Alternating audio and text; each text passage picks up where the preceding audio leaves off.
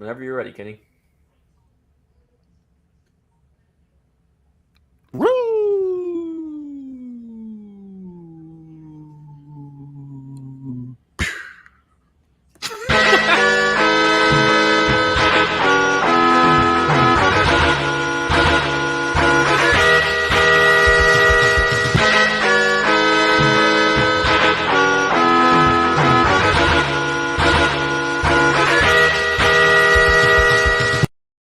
Hello and welcome to Book It. I am not your Commissioner Hi-Fi Mike, as he is currently on another planet after consuming that za. I am your guest Commissioner Lil X Fudge, and say hello to your General Managers, Damone D Money Allen. I don't even know what the fuck Kenny was doing with that pre-intro. Like, was that Ric Flair? Like, No, it was Rude Ones, oh, Yeah. and it was also he broke the rules because he didn't put Book It in there anywhere. yeah. Nope. Yeah, Kenny not off don't to a be good following start. the rules. The rude ones are bucket now. Primetime Travis T. Hey, Bad guy Kenny. Well, hi. Well, here we are today, round 6. Another spectacular round of Book It Verse. And as we wrap things up, Kenny, what is the name of your show tonight? Name of the show is Final Chapter. We get It's the the conclusion Final chapter. of a wild ride that we call Dynamite Pro Wrestling. And a wild ride it has been. Many Yeah. lows and a couple It's of high been- points. Yeah, it's been like Hey. Russell Wilson in Denver. PTC Ground Zero is a high point for sure. DPW, That was a let's high ride. point of me jumping off a cliff. Nothing wrong with what was your show called last time, Travis? Yeah, it's Good Ground name. Zero. Ground Zero. Ground Zero, yeah. Nothing wrong. I wanted to with rate Zero. it Ground Zero. Nothing wrong with Ground Zero. It had a lot of potential. I hated that. But what I'm hoping I don't hate tonight is the birthday boy Kenny Davis' show. So Kenny, take us away. Not the birthday boy anymore. Dynamite It was Pro the day Wrestling's before. Final Chapter. Final Chapter. All right. Well, Jake Paul and Pat McAfee have been in the Indies winning matches, trying to earn rep as a tag team. They get to DPW in the locker room, doesn't really show them the proper respect since their debut against La Resistance. And they barely lost that match at that. They haven't been respected. They want to prove themselves once again and one day become tag team champions and prove to the wrestling world that they belong and can hang with the 10-year competitors. So leading into week 1, they go up against Razors and Apples. They get quite a bit of offense on Carlito. Carlito's taking turns on the two of them. When Jake Paul gets the hot tag on Pat McAfee, McAfee's going crazy until a leg lariat takes him out. Clearly defeated, Carlito hits the backstabber, and tags in Razor Ramon for the first time in the match. And Ramon walks in and pins McAfee for the 1-2-3. So the crowd's pissed because they're booing not only because they're heels, but Carlito's hyping up Razor Ramon like he did something in the match, but really he just sat back and watched him do all the work, and he came in and just got the pin. So week 2. It is made known by Razor Ramon that Razors and Apples will go to Japan to bring home the Dynasty Tag Team titles to DPW, so they will not compete tonight. Jake Paul and Pat McAfee are made fun of by the locker room, calling them the A-list by fellow superstars since they feel like they're too delicate and too Hollywood for wrestling and need to stick to other activities, especially since they haven't gotten the wins that they've gotten in DPW. In the meantime, there's a new tag team moving up the ranks, the New Age Rockers, which composed of Seth Rollins and Shawn Michaels. They've been described as a team that doesn't necessarily like each other, but their need to be better than the other makes them a formidable tag team. They beat Jack Evans and Angelica on a wild match that has the fans going crazy at the athleticism between the two teams. And we see the New Age Rockers on the microphone. Seth gets on the mic, pissed off, and says, I am trying to earn my spot into a tag team title match with the Bank, and they give us the weak-ass A-list. Jake Paul and Pat McAfee aren't even real wrestlers. You guys are composed of a retired kicker and a freaking YouTuber. TDJ, what's the meaning of this? HBK with his own mic says, Seth, you're pretty riled up. It's fine. We are a million times better than these two. We just got to get these scrubs out of the way. Then it's sweet, sweet victory. Pat gets heated and says, Are we really doing this right now? Huh? We really doing this? Apparently you are considered one of the best wrestlers ever. Well, I don't see it. You've had your help your entire career. This comes from a person who's been carried their whole career, whether it was Sherry, Marty, Nash, Austin, Luna, Cena, Lothario, Rick, Sid, Hunter, X-Pac, China. I can go on and on. Did bro you just say Marty Jannetty carried? Yeah. You use people to get where you are now. You are a user, whether it's people, drugs, management, whatever you say goes, and it's bullshit. You get on me because I want to live out my dream, but we're doing it the right way. No backstage politics, no BS. So tonight I will give it my all and then some. So Sean Seth, I hope you come correct because tonight we defy the odds and beat the New Age Rockers. The crowd's cheering as he doesn't break eye contact with them. Sean says, that was cute and all, but the only way I get carried is in a casket. I am arguably the greatest wrestler to ever lace a pair of boots.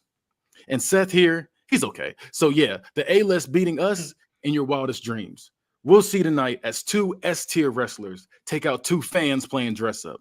One thing about the Heartbreak Kid, he's going to be the show. And now that me and Seth are climbing the ranks as the best tag team, we are the show. I know that hurts you guys being celebrities and all, but I got news for you. Your time is done before it even started. He drops the mic real cocky in his face and he starts laughing at him. The match happens and it's like really back and forth. The A-list are showing glimpses of greatness, but can never really dominate like they want to. At the end, Jake Paul is getting the upper hand on Rollins. Rollins kicks him directly in the nuts when the ref isn't looking. Paul's like holding his nuts and he ends up dropping to the ground, like on all fours. No, my fault, I'm sorry. So he's holding his nuts, and then Shawn Michaels sweet chin music Jake Paul. Then he falls down on all fours, and then HBK gets hyped as Rollins sprints towards him, and he flapjacks him up in the air, and then does a super curb stomp.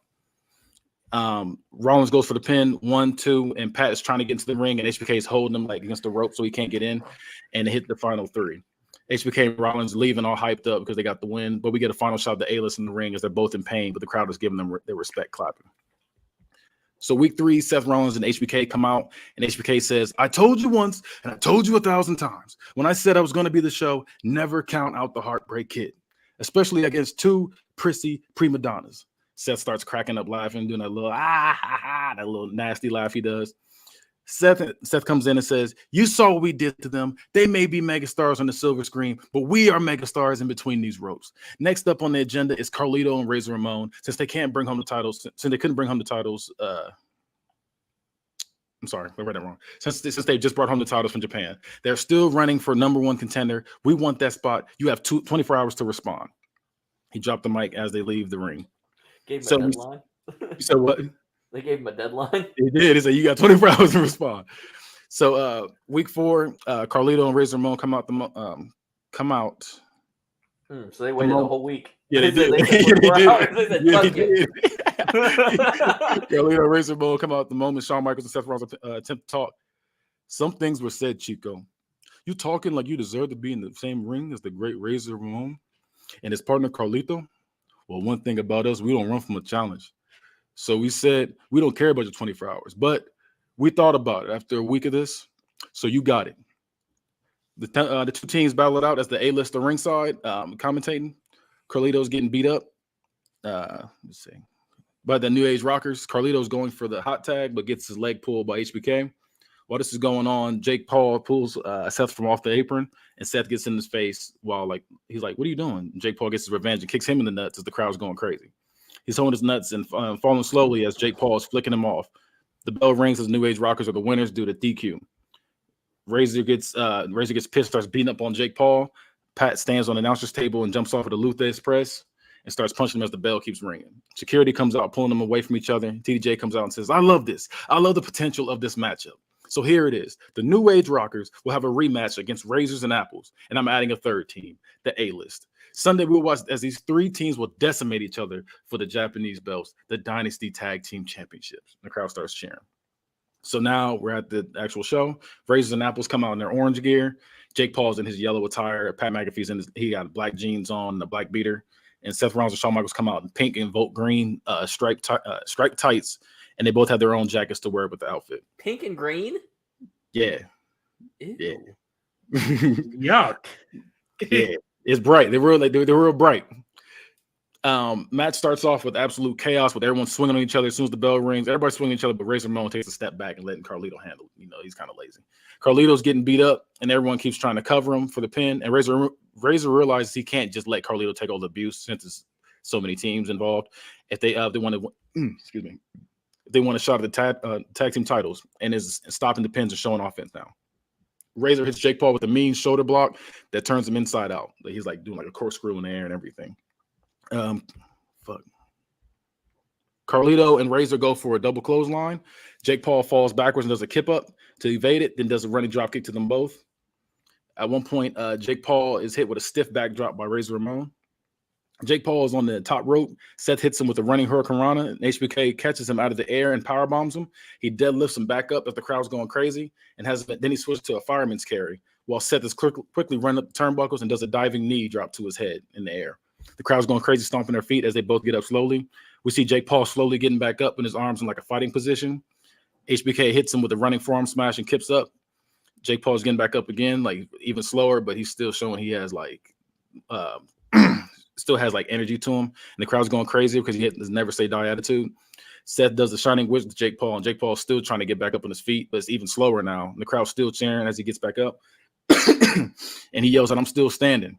They both kick him in the gut and go for a double DDT, but Pat hits them both in the back with forearms, and then pulls them back for reverse DDT. So it's kind of like a Tower of Doom, but standing. If that makes sense. So he's hitting them with a reverse DDT while they're hitting him with the DDT. Razor Ramon hits an air raid siren to Jake Paul off the apron onto the floor. The A-list both hit double spears to Seth and roll forward and pop up at the same time with their arms raised. The crowd's cheering them on their athleticism. Sean and Seth are on the same turnbuckle, facing each other. Seth's back is facing the ring, and Sean's is facing ringside. So you understand what's going on. Sean does a diving moonsault to Carlito on the outside as Seth is doing a Phoenix Splash I said theory. This Phoenix Splash to the fuck is his name? Pat McAfee on the inside. The A-list hit double super kicks to Razor Ramon that sends him flying out of the ring. Seth sprints at Razor Ramon ringside. Razor hits him with a back body drop, and Seth bounces off the ropes and smacks against the apron. Razor chokes Seth ringside and throws him to the announcer's table. And then, not through it, but he's like throwing them at the announcers while they're at the announcer's table. Seth flapjacks Carlito to a sweet chin music from HBK. HBK goes for the pin, but Carlito kicks out, and the crowd's going crazy that he has energy left at all. Carlito tries to kick Pat in the gut, but Pat catches it and flips him backwards, and Jake Paul catches him in the air and hits a tombstone pile driver. And then Seth hits a superplex to Carlito and tried to pick him up for a Falcon Arrow, but Carlito reverses it in midair and does a backstabber. The crowd's going crazy, and Carlito holds him there. And we see Razor Ramon on the top rope. He hits a diving senton to him, and Rollins is in pain rolling around. Razor crawls up to him for the pin, but Shawn Michaels hits his own curb stomp. He quickly goes for his own pin, but it's pulled off by Jake Paul. Jake Paul hits a side effect outside of the ring. We see the crowd cheering as Pat McAfee is favoring his stomach, climbing the top rope. He goes for a senton bomb, and he hits it. As the crowd's cheering, he crawls over real slow, covers him. 1, 2, 3. The A-list are the winners of the match.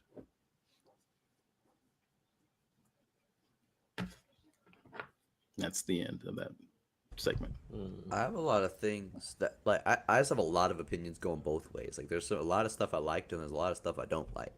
Mm-hmm. So it's kind of balanced out. Like, So let's hear it. so some of my dislikes. These teams are a little nasty. I don't want to see Jake Paul wrestle. Really? Logan Paul with Pat McAfee I would love. Jake Paul I have zero desire to see. I meant to say I meant to say Logan Paul this time. I'm saying Jake Paul. Yeah, I meant to say Logan Paul. That's my fault. Okay, so that makes it way better because this is all supposed to be Logan Paul, not Jake Paul. Jake Paul probably could learn to wrestle like Logan has, but he hasn't, and he's a bigger asshole. Well, Logan Paul has proven he can wrestle very well, actually, and is less of an ass. So that makes me like it significantly better. I'm glad we made that distinction. That is This was all Logan Paul. My fault. I'd say Jake Paul. I was hyping on Jake Paul this whole time. It's supposed to be Logan Paul. All right, Okay. That's what happens when you try to exceed it. Significantly better. Yeah. I don't like you have Shawn and Michaels and Seth Rollins as a tag team, and making them the Rockers is kind of wasteful of them. Like these are two and I'm not often to suck off Hickenbottom, but generational talents, and you're just going into the worst part of Shawn's career and recreating that. Well, they're supposed to be. They're both in this universe. They're both in their prime. Their gimmick is just the new age rocker. It's just all it is. Just the new. So age there's rocker. a new rockers. Pretty much. I'm not feeling that. That part I don't like. Marty Jannetty and Al Snow are better. Al Snow carries. Al Snow is the greatest rocker of all time. That's crazy. Al Snow is amazing. I love that man. Anyways, the match will probably be really good though. And the story was kind of hit and miss with me. But the Logan Paul distinction, that bought you at least another quarter. Yeah, it's supposed to be Logan Paul. I was typing out Jake Paul accidentally. It's supposed to be Logan Paul. That's my fault. So with that extra quarter, at least added back on top, I'm giving this a 3.75. I think the good outweighs the bad now. Before it was pretty equal, but I think the good outweighs the bad. I'm gonna give you a 3.5. I do agree that it being Logan improves it, because I was gonna say I don't get how I'm supposed to feel sympathetic towards Jake Paul at all. Yeah, it's supposed to be The Logan. That douche. was my fault. At least Logan is shown like he's turned a corner. At least it appears to be, and like you can feel some sympathy for him. Jake I Paul don't mind Jake Paul doesn't get any of that. Fuck that guy. Yeah, it was I do think the match would be good. yeah. I think the wrong team won. Like, I get what you were going for, but I would rather have seen Razors and Razors and Apples win. Yeah. I I liked all three of these teams. It hurt me to just make any of these teams lose because I fucked with all three of these teams. That's how I felt with Lethal Lockdown last go around. Yeah, I just feel like I'm not super mad that it was a little predictable. It I mean, felt like you had them. They're the sense, underdogs. They're gonna they don't deserve to be in this match, but they win the match. Sometimes some stories are just sometimes that happens. Yeah. But like my investment in them isn't that strong. But I don't hate it. Like I said, 3.5. 3.5. Travis, where you at? I liked it. It wasn't great. Like, it was good, not great, if that makes sense. Like, Yeah. I think the story was a little all over the place. It was a little like It was hard to try to turn it into a three-way match and make it make sense. I'm realizing that triple threats are hard to do. Exactly. Yeah, that's what, and I was struggling trying to get that done. Because sometimes I just want to do a triple threat because I want to see these three wrestlers wrestle. Yeah. But getting a story behind it is a little difficult sometimes. That's how it was. And it was like, I wanted to see that, like, these three teams, I was like, that match would be fire. You could put three, like, acts who, like, in any one-on-one situation would land you fives, and you'll likely get below that. Oh, yeah. I learned that from experience. Usually you're going to get, like, a 3.5 to 3.75. On a triple threat. Yeah. You know what I mean? Like, always wonky. Yeah. And that's where I'm going to be. I'm going to be at a 3.5. I think you did good with this. The right team won. Yeah, it was so hard to do, especially with trying to rewrite everything too. It was just hard to get that story across, to try to make the three-way match make sense. That was the hardest part for me. I was there last show, so I get it. Like, cause I did the same thing. Like, I was like, damn, it's so convoluted all of a sudden. Like, yeah, because you either just have the matchmaker make it for no reason, or you try to give a reason. Yeah. Because I can't just go in there and be like, look, I got a fire ass match for y'all. That's it. Like, all right, so this one, go to the next part. So the women's rumble is coming up. We're getting hyped for this, but there's a little bit of background for two of the competitors. So week one, Jade Cargill invades Thursday Night Throwdown and beats up on the blonde shells, Kiera Hogan and Naomi. She double clotheslines them, followed by a bicycle kick to Kiera Hogan, and hits the Jaded to Naomi to put her down. She gets up real slow as the crowd boos. She has her hand up as the timekeeper hands her a mic. Time and time again, I prove why I'm the best living talent in all of professional wrestling. But you fat fans at home behind your monitors want to talk like you've been in my shoes. Face what I've faced. Well, newsflash, I am your champion, and I'm going to stay your champion. You have the gall? You have the nerve to sit there and boo me? Yes. Don't boo job stability. By the time you bitches figure out my worth, I'm worth more.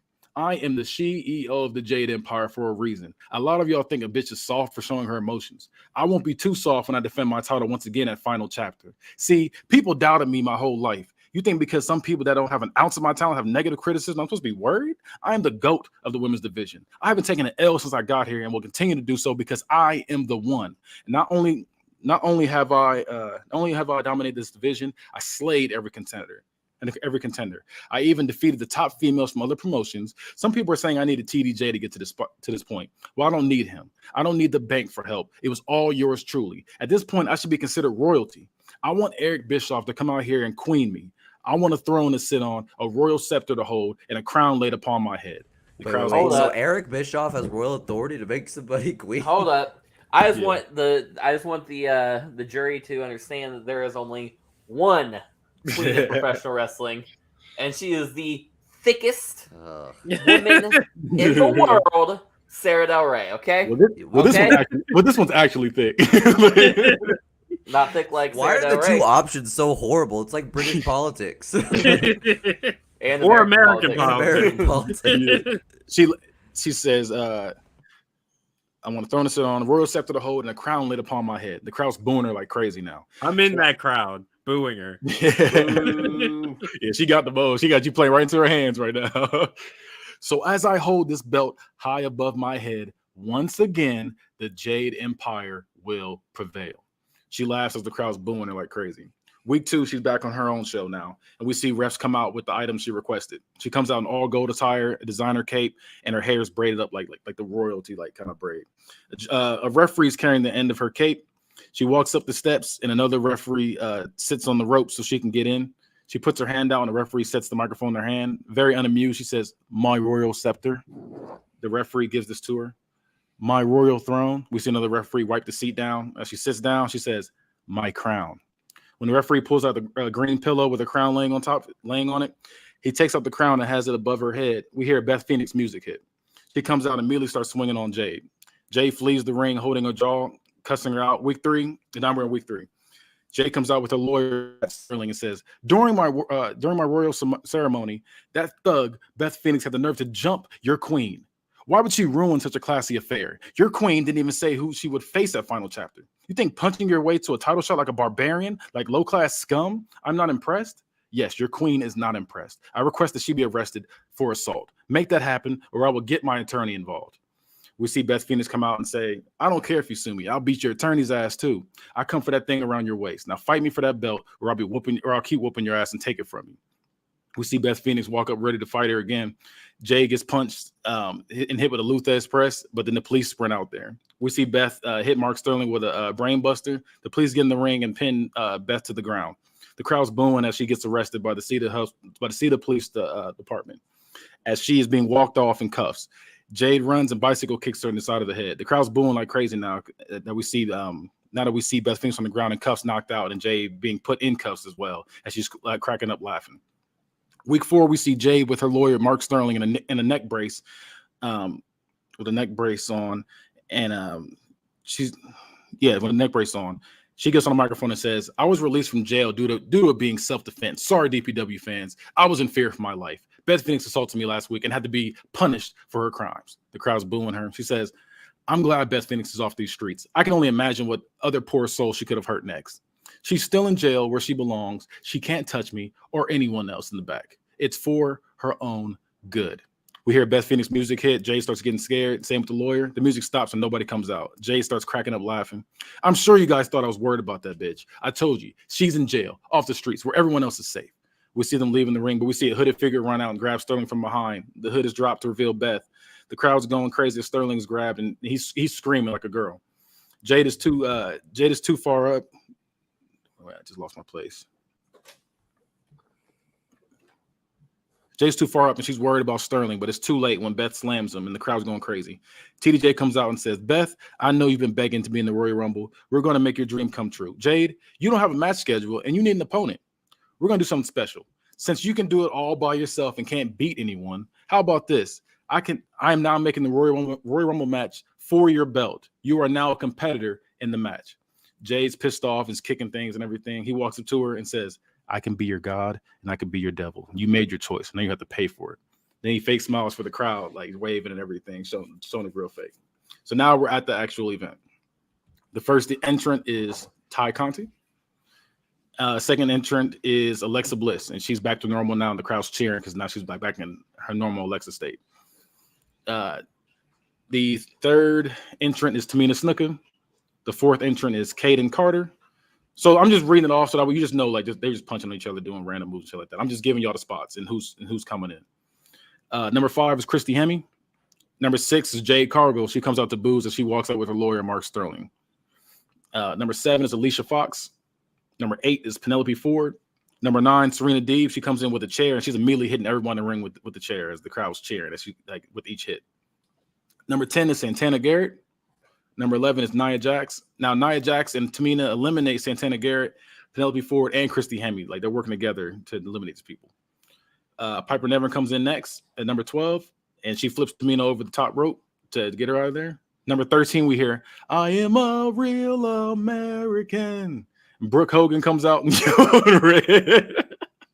Brooke Hogan clotheslines Ty Conti out of the ring to cheers from the Kenny, crowd. is that a rewrite decision? You said what? Was that a rewrite decision? No, she was always in this match. Oh my God. Fuck She was you. always in this match. Number 14. I tried so hard. Number 14 Nice. is Candice LeRae. Number 15 is we hear Stacy Keibler's music hit, but no one comes out. We see Stacy Keibler getting beat up backstage by Deonna Purrazzo. Deonna comes out determined, taking her place. Deonna comes out and eliminates Nia Jax with Serena Deeb. So they work together to eliminate Nia Jax. Number 16 is Paige Van Zant. Paige Van Zant comes in and eliminates Serena. Kaden Carter, Candice LeRae, and Deonna help eliminate Piper Nevin. They work together to eliminate her. Christy Hemme and Alicia Fox are on the apron fighting, and Santana Garrett hits both with a running drop kick, like with her legs spread out, kicks them both to eliminate them both. Kaden Carter tosses Candice LeRae through the ropes and hits a suicide dive as the crowd cheers. JBL makes it known that neither is eliminated due to them going through the ropes and not over. Number 17, Joy Giovanni. Joy Giovanni comes in and eliminates Brooke Hogan and Kaden Carter. Joy Giovanni. Yeah. Did you play like SmackDown versus Raw 2006 before this? That is her one existent memory is that game. Listen, I had a huge crush on Joy Giovanni when I was a kid. Bro, He you was going to go in just this match. asked me for some talent, bro. He was going with this match. So number 18 is Brandy Rhodes. Deonna quickly eliminates Brandy as soon as she gets in. Like the moment she gets in, Brandy's in shock, trying to convince the ref she wasn't all the way in, but they proved she was when they had the instant replay, and she was eliminated. Number 19 is Naomi. Then we see Candice LeRae and Alexa Bliss are having a punch exchange, and but they both get eliminated by Jade Cargill with a double clothesline as the crowd boos her. Number 20 is Kiera Hogan. Naomi eliminates Santana Garrett. Jade eliminates Nia Jackson, showing off her strength, throwing her out of the ring using her legs to get her over the top rope. Number 21 is Stephanie McMahon. Joey tosses out Alicia Fox. Number 22 is Toni Storm. Number 23 is Beth Phoenix. She comes out all fired up as the crowd's going crazy. Beth is on an eliminating spree, eliminating Naomi, Joy Giovanni, Paige Van Zandt, and Deonna Purrazzo. At this point, Jade hits the jaded move off the second turnbuckle to Toni Storm. Beth ends up eliminating Jade to cheers from the crowd as Jade's eyes get big and Beth is leaned over the rope smiling. Jade is pissed off, arguing with the refs. And the refs are telling her she has to leave. She's like kicking the barricade and several chairs and over. The crowd is singing, na, na, na, na, na, na, na, na. Hey, goodbye. So they're all cheering. Who just got eliminated? Jade Cargill. She's got eliminated. So she's walking to the steps, on the stage, cussing people out, flicking people off, knocking the guy's drink over. Joe Rogan says, "Our champion, everybody. What a class act. I'm glad she's finally lost her belt. We will have a new champion. Who will be crowned queen now that the Jade Empire is over with?" Her lawyer still at this point. Her lawyer still ringside talking mess to Beth. Beth slides underneath the ropes and grabs him and throws him into the ring. And he's like screaming and yelping again. And then she rips the neck brace off him as the crowd's going crazy. Then she starts beating him up some more. Number 24 is Nikita Lyons. Number 25 is Chris Statlander. 26 is Dana Brooke. Dana Brooke eliminates Kiera Hogan the moment she gets in. And she tosses Stephanie McMahon out too. 27 is Raka Khan. 28 is Ivelisse. 29 is Cora Jade. And Toni Storm eliminates Chris Statlander and Dana Brooke. Ivelisse eliminates Raka Khan. Ivelisse gets eliminated by Nikita Lyons with a 540 kick that sends her over the rope. 30 is it Rebby Hardy? Is that her name? Rebby? Okay, Rebby Hardy comes out to a massive pop from the crowd. She's fired up, running from side to side on the stage. Delicious. Finally, some good fucking food. Nikita Lyons is fighting Dana Brooke, and Beth Phoenix clotheslines them both at the ring to cheers. We see Toni Storm, Beth Phoenix, Cora Jade, and Rebby staring each other down as they're the final four. Cora Jade does a Hurricane Rana to Beth Phoenix that sends her over the top rope, but Beth catches herself and tries to skin the cat. And Cora does a running drop kick to Beth's chest, while she's mid flip, and the crowd's going crazy as she flies out the ring. Cora tosses Rebby over the top rope, but Rebby catches herself. Cora tries to sprint at her, but Rebby pulls the ropes down real quick and sends Cora flying over the ropes. So now it's just Rebby and Toni on the apron having a chop battle. Toni starts clapping as the crowd's chanting, "Beat that bitch ass." She goes for a running forearm smash, but Rebby stops it and elbows her. Rebby starts clapping, like making fun of the "Beat that bitch ass" chant. And as she gets hyped, she does a running drop kick that sends Tony off the apron. Rebby Hardy eliminates Tony Storm for the win, and as the crowd is cheering, Rebby holds up the belt as the crowd's going crazy. She's the new women's champion. Okay, so I got multiple problems. So the beginning of it was good. I actually liked, even though real life Jade fucking sucks. I liked your version of Jade, like her promo and stuff was good. Yeah. I didn't like any of the stuff that Beth was doing. It felt again like it was you in that version of the person. But that isn't even my biggest problem. It's the actual match. So first off, you had was that Jade's first loss? Yeah, that was her first L. Okay. She took. I hate that you had her first loss being a fucking Royal Rumble. And she didn't even make it to like the final two. Like she wasn't even in the final two. The whole build up was to her and Natalya, and they weren't the final two were involved in the final really. No, neither of them were in the final two. Rebby is fucking random as hell. Well, Beth was in the final four. Yeah, she was in the final four, but like Rebby was random as fucking hell. Like she don't even work there. She don't work anywhere. She was free agent. She don't got a contract. I'm aware because I had her in the island at one point. Yeah, I wanted her to win. It just felt very random. Like you just changed the person to change it, and of course, fucking. Mid-ass Tony Storm fucking is in the final too. Doing that god-awful chant again. Yeah, right. Yeah. The crowd loves it. The crowd loves chant beat that bitch ass. I was there in that crowd. We did not love it. I'm going to give you a 2. And a lot of that is the promo work with Jade in the beginning. Okay. But the match itself was not it. But... So, the promo work that Damone liked, I didn't like because it feels like a knockoff of Sarah Del Rey. You took the Queen of Wrestling gimmick and did it worse somehow. Well, she already had her doing that. It was just I just had to go through and do the whole promos again. But yeah, I already had her plan doing that. I feel you, but Sarah Del Rey been the Queen of Pro Wrestling for a year now, so I don't know what to tell you. No, I'm saying I already had her going to be the queen. Like that was like already a thing. Like that was. That's fine. I'm just letting you know. So it wasn't like I was copying you. I was already planning on doing that. That's what I'm saying. I just had to rewrite the promos.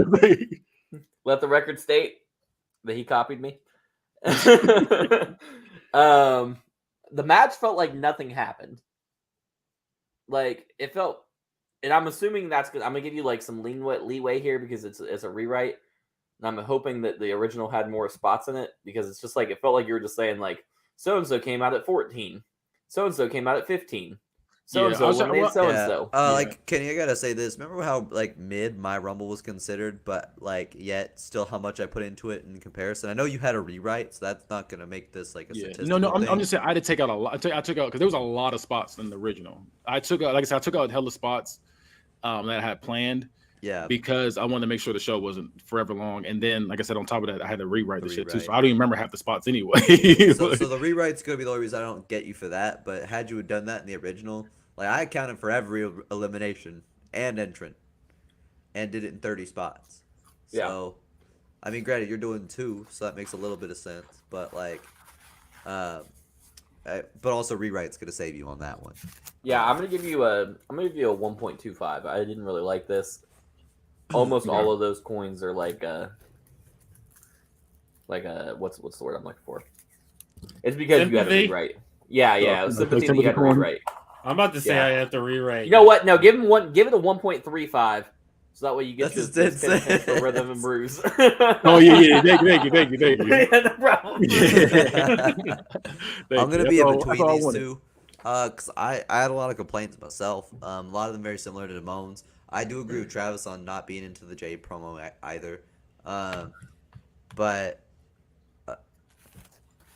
I'm generally not feeling it. I wasn't feeling the direction of your women's division before. I'm not feeling it after. Rebby Hardy was random as fuck too. Sorry. Yeah, it's just. I want the new winner. I want the new winner. Well, I can't believe I'm about to say this, but Jade should have kept the title, or you should have had Beth Phoenix win. You should have had fucking Sarah Del This Rey was come out and this was the challenge her one for the Queen of Pro Wrestling. it felt like. So, like how I said, the first one was predictable. Like this one, I did not want it to be predictable. If that makes sense.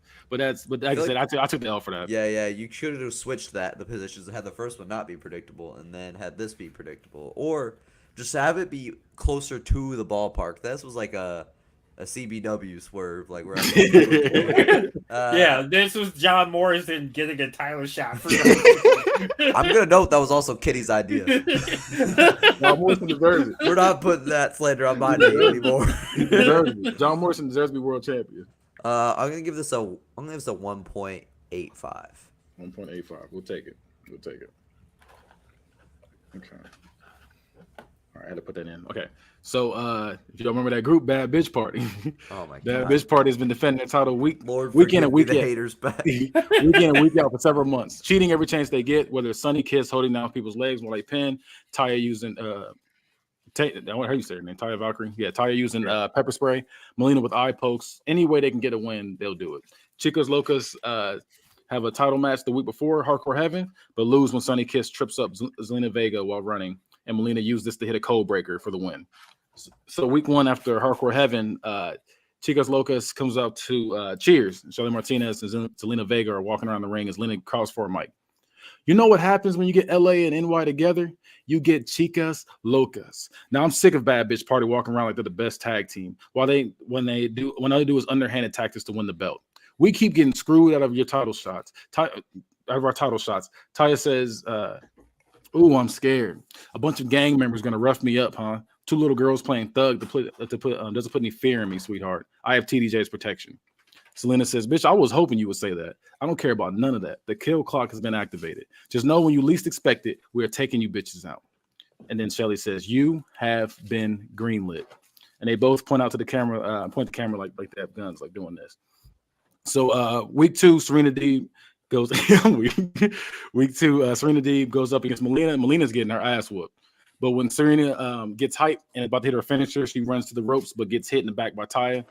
And Serena's favoring her back at this point, drops down to a knee, and Melina does a running big boot and drops down to a split.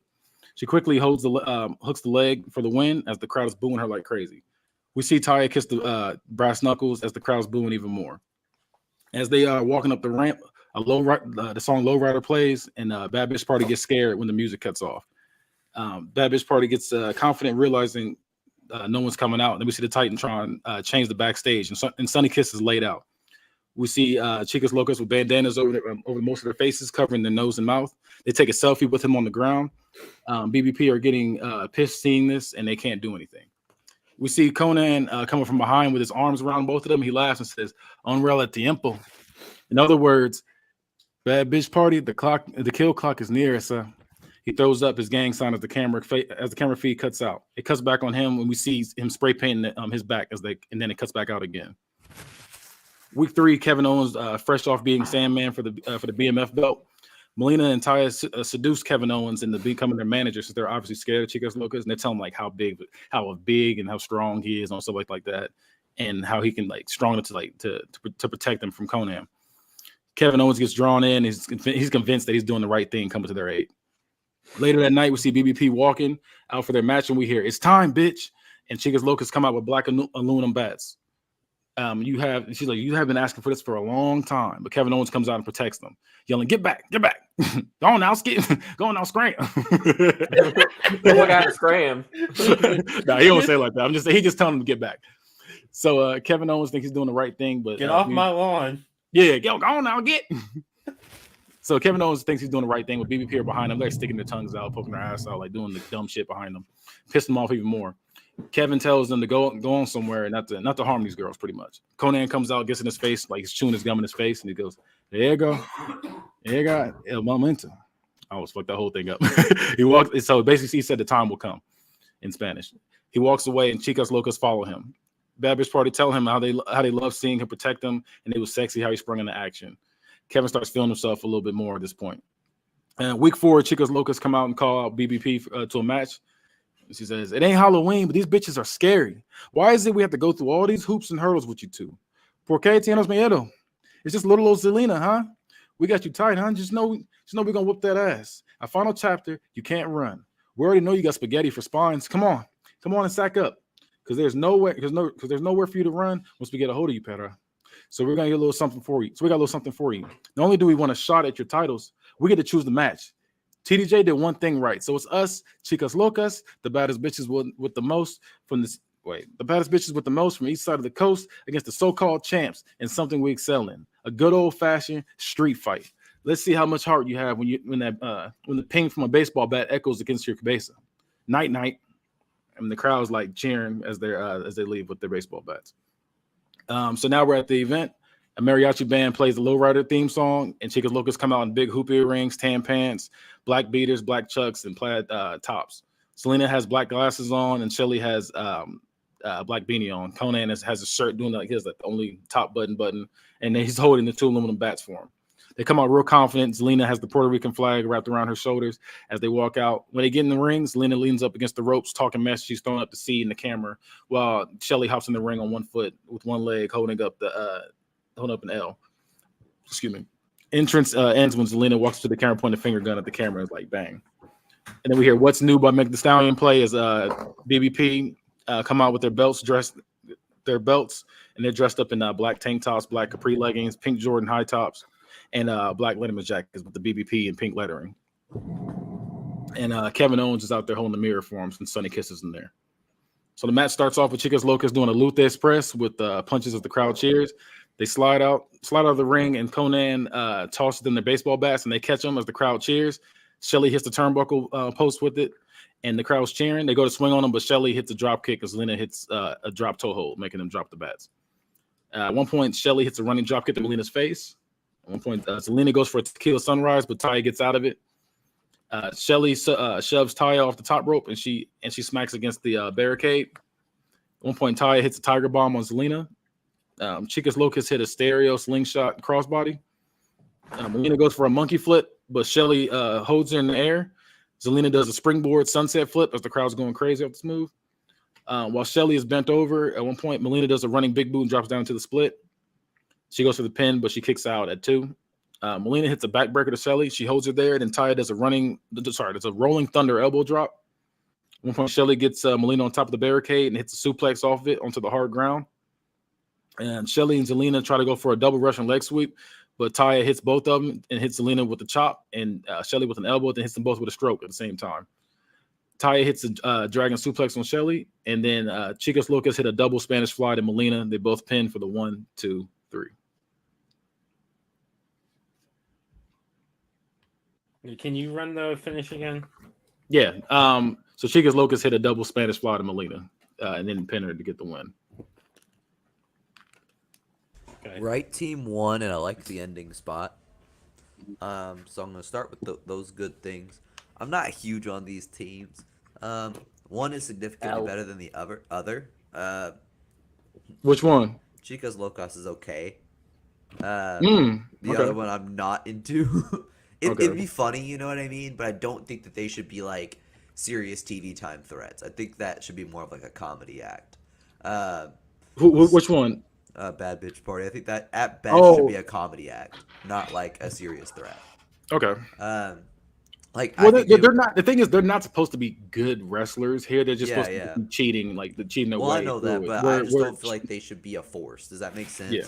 I feel like they'd be good for like comic relief in a situation, but I don't feel like they are like the people I'd even want as like chicken shit heels to dominate. But the right team won, and I really liked the ending spot. That's very cool. I'm gonna give this. I don't have too many other problems with it. I'm gonna give this a 4. 4. Thanks. I don't hate this. I actually like it. I'll say.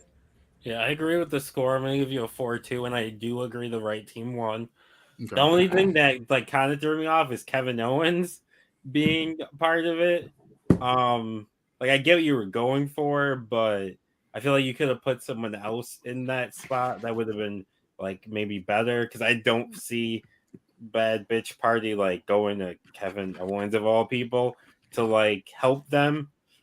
I would like use not a bad bitch. No, he's not. Well, I would give you. he's just literally supposed to be just protection, just because literally they're scared because Conan. They think Conan's gonna beat them up. He's not gonna touch them, but they're just scared. Yeah, I feel like I would have given you like Oh, I was giving you like Chris or Chris Masters or someone. I feel like they would have been better, like a musclehead kind of. But yeah, I'm gonna give you a 4. I think the right team won the match. I like the finish too. Or if you were gonna Yeah, commit, it's a you 4. have Kevin Owens like put on the butt shorts and do the bit fully. Yeah. all right. I didn't mind Kevin Owens. I thought he was fine. It was a bit role. It didn't really matter. Chicas Locas is the best thing in your women's division by far. Like, there's nothing else even competing with it, in my opinion. That's dumb. I think Bad Bitch Party is stupid. I don't like them. You're supposed to like them. They do kind of come off as like knockoff beautiful people. Yep. They would be good. When y'all said that, like I said, they would be a good before it. comedy I was like, yeah, you're right. I was like, it does seem like that because they weren't supposed to be, but it was like, hey, it is what it is. Yeah, I was like, I don't have anything. What else was I gonna say? I like a double Spanish fly. I also this is the last round, right? We're in the last. Yeah. This is it. This is it. Okay. Rebby Hardy would be good with Chicas Locas, and yeah, that would be a good little faction. Yeah, I did. You understand? I remember I had to research all kind of gang activities. I had to look up. That's why I looked up. Like that's why I found out about the kill clock and the fucking greenlit shit. Yeah, if you don't know what the kill clock is, basically, well, in the real version, the kill clock, you got like I guess like until like whatever the time they say to go out there and kill somebody to be in the gang. So I just try to change it up a little bit. So instead of killing somebody, it's just I'll beat you up real good. I'm gonna give you a 4.25. I fucked with this. Thank you. What did John give you? A 4. I thought the hater was going to need to come out. I was worried. I'm not gonna lie to you. I was worried about that match. I thought y'all was gonna hate that, but I'm glad. Been worried about that women's rumble. Yeah. I thought y'all was gonna love Rebby Hardy being the new champion. The reason I liked this, I love Rebby, but it was because you focused on the good parts with this. Like there was stuff in it we didn't like, but that wasn't a very big focal point. Everything that we do like was the focal point. So it was like it covered it up. Like covered it up. Real quick. With going back to just a quick note on that rumble. You really watched John do a story between two people and then have a third random win and get roasted for it and did the same thing. I'm mad now. Not going to take any additional coins away, but I am mad. Ooh, wait, what did John do? He had Jamie Noble versus Brian Cage and then had Alex win. But mine was actually relevant because one, it's a guy who works for me. Two, it's somebody who had a build up in that division. Yeah, because it's somebody who had a build up in that division against Brian Cage previously, so it made some sense. This was out of left field, so this was worse than what I did. I think you both did the same fuck up. Yeah, his was to a greater extent. Mine had some ties. This is why CBW was CBW. We were both the problem. Yes, you were both the problem. All right. So did the Moan rate? Yeah. Everybody wrote it. Yeah, everybody voted. Okay. Oh, I was the lover of that one. Okay. Yeah. No. I mean, everybody said for he wanted to be the lover. Yeah, I don't like the lover being the category. Like you're either the lover or the hater. I don't like being the lover. Well, you said it. I said it, and I was like, as soon as it came out of my mouth, I was like, I ain't like that. I ain't like that. It's tough. Okay, so the match ends, and we see Kevin Owens get in the ring to make sure they're all right. Conan gets in the ring, and we see him talking to Kevin. Conan calls for a mic and says, "Now listen, Puta, you're playing for the wrong side. I get you protecting them and all, but you're getting a little ahead of yourself, homie. Don't get dealt with." Kevin Owens gets in his face. He's like, "Or what?" Conan starts taking off his shirt as the crowd cheers. He yells out, "You want these problems?" Kevin says, "Maybe I do," and shoves him. And Conan shoves him back, and they get into a punch exchange.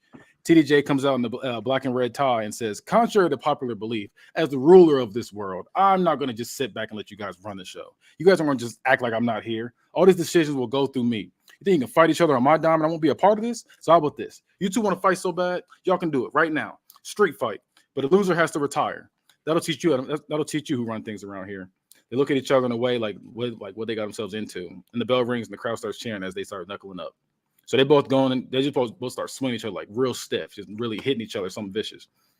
And then KO goes for a pop-up power bomb, but Conan hits a DDT in midair. At one point, KO does a jumping, rolling senton leg drop.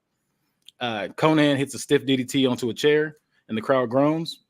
He quickly covers for the pin. 1, 2, Kevin Owens kicks out. 1 point, Owens hits the stunner. Conan is outside the ring catching his breath. KO does a top gun helo. And then Owens hits an apron powerbomb. 1 point, Conan is in a tree of woe with the steps near his face, and KO does a coast to coast and kicks the steps in his face. And then Owens flicks him off 1 point, and Conan does it back, but Owens bites his finger and does a running tornado DDT. 1 point, Conan rips Owens' shirt and delivers a stiff chop to his chest. He continues to do this, and we get a close-up of how red his chest is. KO goes for a suicide dive, but Conan hits him in the face with a chair. At 1 point, Conan jumps up the second turnbuckle and does a tornado reverse STO. Kevin Owens does a senton bomb, and then Conan copies the the pop-up power bomb, then hits the tequila sunrise to Kevin Owens. He's trying to tap, then the pain is too much, and he taps. And the crowd is in shock as Kevin Owens' job has been taken away. Wait. Conan hit a pop-up power bomb on Kevin Owens. Yeah, on Kevin Owens, and then hits the tequila sunrise and make him tap. I'm gonna be honest, this ain't it, fam. It just felt forced and like rushed. Like the match was okay. I also think the wrong person won. I'm gonna give this a 2. 2, okay. Yeah, this was weird. Like, we're You should have just ended this. This segment should have just ended. You would have I wanted to do an impromptu match, so I was like, fuck it, there's some kind of story for you. That's why Kevin Owens was included in that last storyline. So you can the match would be fine, but I'm not. What's your... Sorry, John, I got to interrupt for 1 second because I need an answer. What's your deal with making people fucking retire for no reason? No necessary, like... You're out here ending careers for no reason whatsoever. Retired Kevin Owens, John Moxley. Guys in the middle of their prime too. You said 2. That's only 2 people. That's 2 more than I've done. And 2 people. I retired old John Cena at a reasonable point in a world title match that meant something. You just retired 2 motherfuckers for no reason that are in the middle of their primes. Nah, John Cena in his prime too. I have a question. Uh-huh. I don't know if this is a spoiler. If it is, you don't have to answer. Is Moxley on this show? Yes, he is in the show. Okay. How is he in the show? He's retired. He is retired. Oh my god. He's just trading out retirees. Oh, he's going to be in the Rumble. I hate that. Quick, rewrite it. Fucking Kevin Owens probably going to be in the Rumble too. If I'm telling you right now, if Kevin Owens comes out in this Rumble, you're getting a 0.5. Fuck everything else that happens in that Rumble. Yeah, Kenny, that pointless retirement's starting to piss me off the more we talk about it. Yeah, me too. Because like I remember when I did Cena's retirement. Not to make this all about me, but I'm gonna. I say that's your MO. That's your gimmick. Yeah, but remember when I did this masterclass job of retiring John Cena, and I got retired because I got roasted for putting the wrong article of clothing out in the ring. Remember that? What did you put in the ring? What he gave the shoes. But y'all said he should have put his wristbands. No. Wait, you put them ugly ass shoes? Right. No, he put his wristbands on in the ring, but put his shoes. Gave his shoes to like a kid and just walked away barefoot. With his toes out. I forgot a meaningful moment.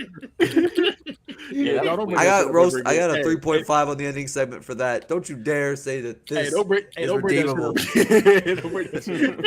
That was a retirement. I think this is just as bad as that. So I'll give you this a 3.5, Kenny. Are you kidding me? That's why I gave John. You Thank you. fucking John thinks that king. he did this like amazing work. Anytime John gets like over a 3, he acts like he is Literally before that.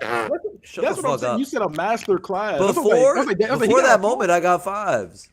Like on the I don't actual know. match, it was all 5s. you had a good match. You can have a good match and not be a master class. Travis, your mic is Yeah, He you might need sound to go to a crazy. master class of fixing your fucking mic. Shut the fuck up. taught by Mike. All right, John, where you at? John, where you Yeah, at? now We he's can't hear silent. you I'm at all. glad. Fuck you.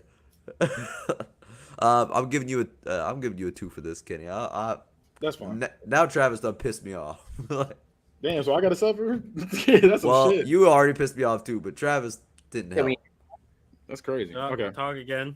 Can you hear me now? Yeah, Yeah, Unfortunately, All right. What I said was, John, you can suck on these nuts. Joe Tuscany chef built ass. You're gonna reuse jokes now. Yeah, There we go. our viewers didn't hear it. John built like a Hey, bottle of, He John said, built like a bottle of smart water. All right, Okay, that well, was a good one. I gotta give a dub there. He's wrong about everything else he just said. But that was a good joke. okay. Here go the You next. know what? Can you give you a 3.75 because fuck John. my That's fuck. why. I'm not, you know what, Kitty? If it weren't your birthday yesterday, I would have taken off a quarter off. I'd give him another quarter too. Wow, that's wild. Okay. All right. So week 1, Jeff Hardy is fired up in his match against Super Crazy. He's fighting way more aggressive as Super Crazy goes for a moonsault, but Jeff drop kicks him out of the air, and he lands like crazy. Like the way he lands is wild. Jeff hits a twist of fate that drives Super Crazy right in his neck into the ground. Jeff pins for the 3 count and wins. Jeff has his arms raised, and Super Crazy's favor in the back of his neck on the ground. And we hear the eerie version of "Oh, the Joy" play. Jeff knows this is JTG and faces the stage ready to fight. JTG sneaks him from behind and hits him with Janice, and then he hits him in the gut when he turns back around. And then he drops to the floor. He puts his foot in the back of his head and says, "I'm going to let you know that getting up is pointless. You are what we call rendered helpless." The crowd's booing like crazy. "You're going to regret the statements you made at Hardcore Heaven." He handcuffs him to the bottom rope and looks at his family in the front row. "Your daughter is so adorable. No, don't worry, she won't be hit again." He waves at her. "I'm not a fan of sequels. Nothing can outdo the first one." Jeff is pissed, trying to get up, but JTG has his back to the back of his neck, his boot to the back of his neck again. "You took out my right-hand man, Malachi Black. See, I could kick your ass right now, but where's the fun in that? To be honest, I love this side of you. I got my fingers crossed that you can keep the same energy the final chapter." He cracks him in the back with Janice several times as he walks away whistling.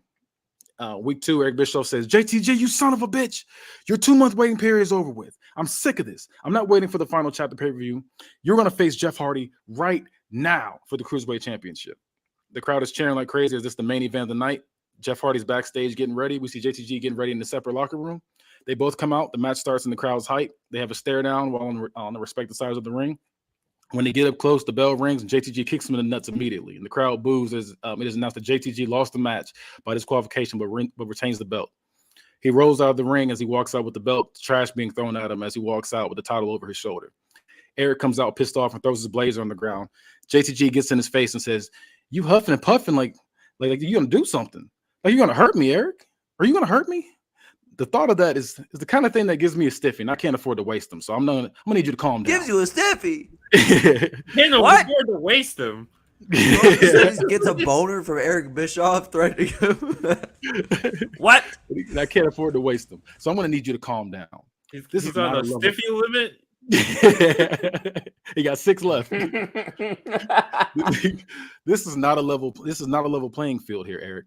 You have been my bitch for a couple of months now, and I got some things for you to put into action before you walk that Wait. stroll. He's got a stiffy and Eric's his bitch. Yep. What kind of BDSM is this? He said, "I got some things for you to put into action before you walk that stroll. Me and Jeff, last man standing." He pulls Eric in closer until they're nose to nose. "Make it happen." And he shoves him away as Eric looks at him defeated. JTG grabs him by the neck. "Answer me." Eric Bischoff nods his head reluctantly. "Good boy. Never forget who's in charge." Is JTG gonna spit in his mouth next? He laughs. He rests Janice over his shoulder walking out. So week 3, JTG's backstage and sitting up in his chair, sleeping backstage. Jeff Hardy with the chair hits him in the gut, and JTG's crawling now. Jeff cracks him in the back. JTG's on the ground in pain. Jeff says, "Why, huh? Why? You some kind of sicko? Some man that was tortured as a kid, huh? And now you taking it out on me? The hell is wrong with you?" JTG is in pain, holding his gut, and he starts crying and says, "Jeff, I'm sorry. All this time I thought no one understood me. The pain, everything I've been through. I have this demon inside of me, the inner voice that tells me to do these evil things. I can't stop it. I just want it out of my head, Jeff. I was wrong. I was wrong the whole time. What I did to you, oh my God, what I did to your poor family. Jeff, I'm sorry. What can I do to prove to you I'm sorry? Please, what can I do?" Jeff looks down in anger, but empathetic. JTG slowly gets up and says, "I know you're angry with I know you're angry with me, but I truly want to change. I really do. I just can't stop this thing that is inside me. I don't want it to win." Jeff looks at him in the verge of tears. JTG looks at him and says, "I want what you have, a loving family, a support system. Maybe this demon saw that and wanted to." Oh, who am I kidding? You dummy. You think I'm some label, some sociopath, a type whatever, blah, blah, blah. You think some sob story was going to end all this? I said before, I'm an artist. My masterpiece was to paint DPW with Jeff Hardy's blood, and I intend to do that. You had a chance to put me out of my misery, you fucking idiot. But now," JTG lets out a really loud laugh and headbutts him and spears Jeff Hardy into the wall. Jeff is on his knees. "But now I completed my mission. That last little bit of humanity you have left in you has been shredded. I want that animal to be released. That final chapter, I end Jeff Hardy. Or Jeff Hardy ends me. I will get the last laugh. But by some miracle, Jeff Hardy wins. I guess the joke will be on me." He last realized the superstars come in to check on Jeff as he walks backwards, slowly out of the locker room. Week 4, Jeff Hardy's still wrestling super aggressive as he whoops on Kip Sabian and finishes him with the twist of fate. After the match, Jeff immediately goes backstage. Jeff Hardy's wife goes backstage looking for Jeff and finds him in the locker room searching for JTG. His wife Beth says, "Please don't go this route. I understand what he did to this family was sick. And I wanted to hurt him for days on end, but we had to take the high road. We can't lose ourselves in the process. You are not this animal that he's trying to turn you into. I see this effect. I see his effects on you and how you've changed. I see it already. You become a different person. I've already forgiven John for his action. You need to move on from this. You can't." He's like, "You can't even look me in the eye, can you? I don't want to lose you. Jeff, look at me. If not for me, then do it for your kids." Jeff gets pissed and punches the locker and dents it. "Listen, Beth. He can't get away with this. You're trying to stop me. It's pointless to even try. I already made my choice. And Sunday, may God have mercy on his soul because I won't." Jeff Hardy comes out in the white tank top. So now we're at the event. Jeff Hardy comes out in the white tank top, black pants, white belt. His hair is cut short now as the crowd's loud cheering as he comes out determined with a fire he hasn't shown in years. And then we hear an eerie version of "Ode to Joy" play as JTG comes out to massive boos from the crowd. JTG comes out shirtless wearing a bloody pig mask. Oh, shit. I should just zoomed in something vicious. Okay. Yeah, it just randomly zoomed in. That was wild. Okay. So we comes out shirtless wearing a bloody pig mask with dirty chains around his neck with his with signature dirty brown denim jeans as he drags both Janice and the Cruiserweight Championship. He got the doo-doo brown. He always got the doo-doo brown jeans on. Okay, so JTG rakes Jeff's eyes while Jeff is blinded ringside. JTG spears him through the barricade. At one point, Jeff kicks him in the nuts and does a tornado DDT to get back at him. JTG cracks him in the gut with Janice and says, "This is my show. You think because I made you discipline your child that I'm the bad guy? I had to take care of that little hoe. Just like her, you will do my bidding. When I say jump, I want you to say how high." And I reply, "You're going to the moon. I am JTG and I'm just that damn good." He cracks him back again with the Janice. Jeff's reaching under the apron at one point and finds 2 light tubes. When JTG gets up, he hits him in the gut with one. And when JTG's bent over, he hits him in the back with the other. At one point, Jeff takes off his tank top as the crowd gets hype and he chokes him with the beater. At one point, JTG hits Jeff with the ring bell and it busts him open.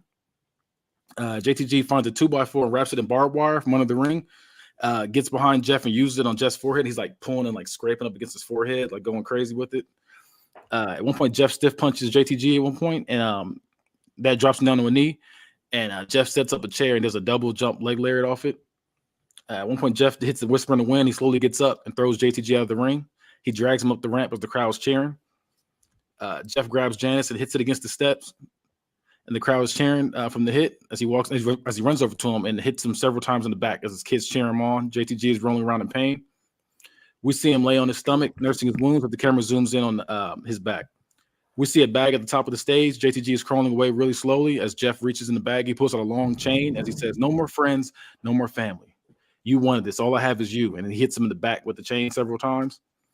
JTG is on the stage begging for him to stop because he's in so much pain. Jeff says, "Oh, you don't want to play anymore?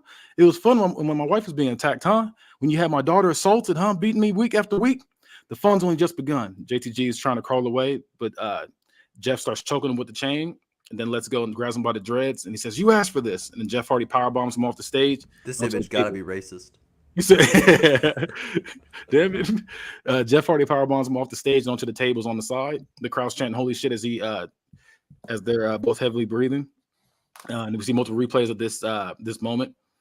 And then we see Jeff Hardy take Janice at one point and beats him again, and then lays 2 tables across from each other, and then lays JTG on top. He climbs the Titantron as the crowd's chanting and screaming and getting hype and stuff. And he hits the Swanton Bomb off the top, and they're both laid out until Jeff gets up at the final second of the last man standing match, and he collapses. So basically, he won, but his body's like done.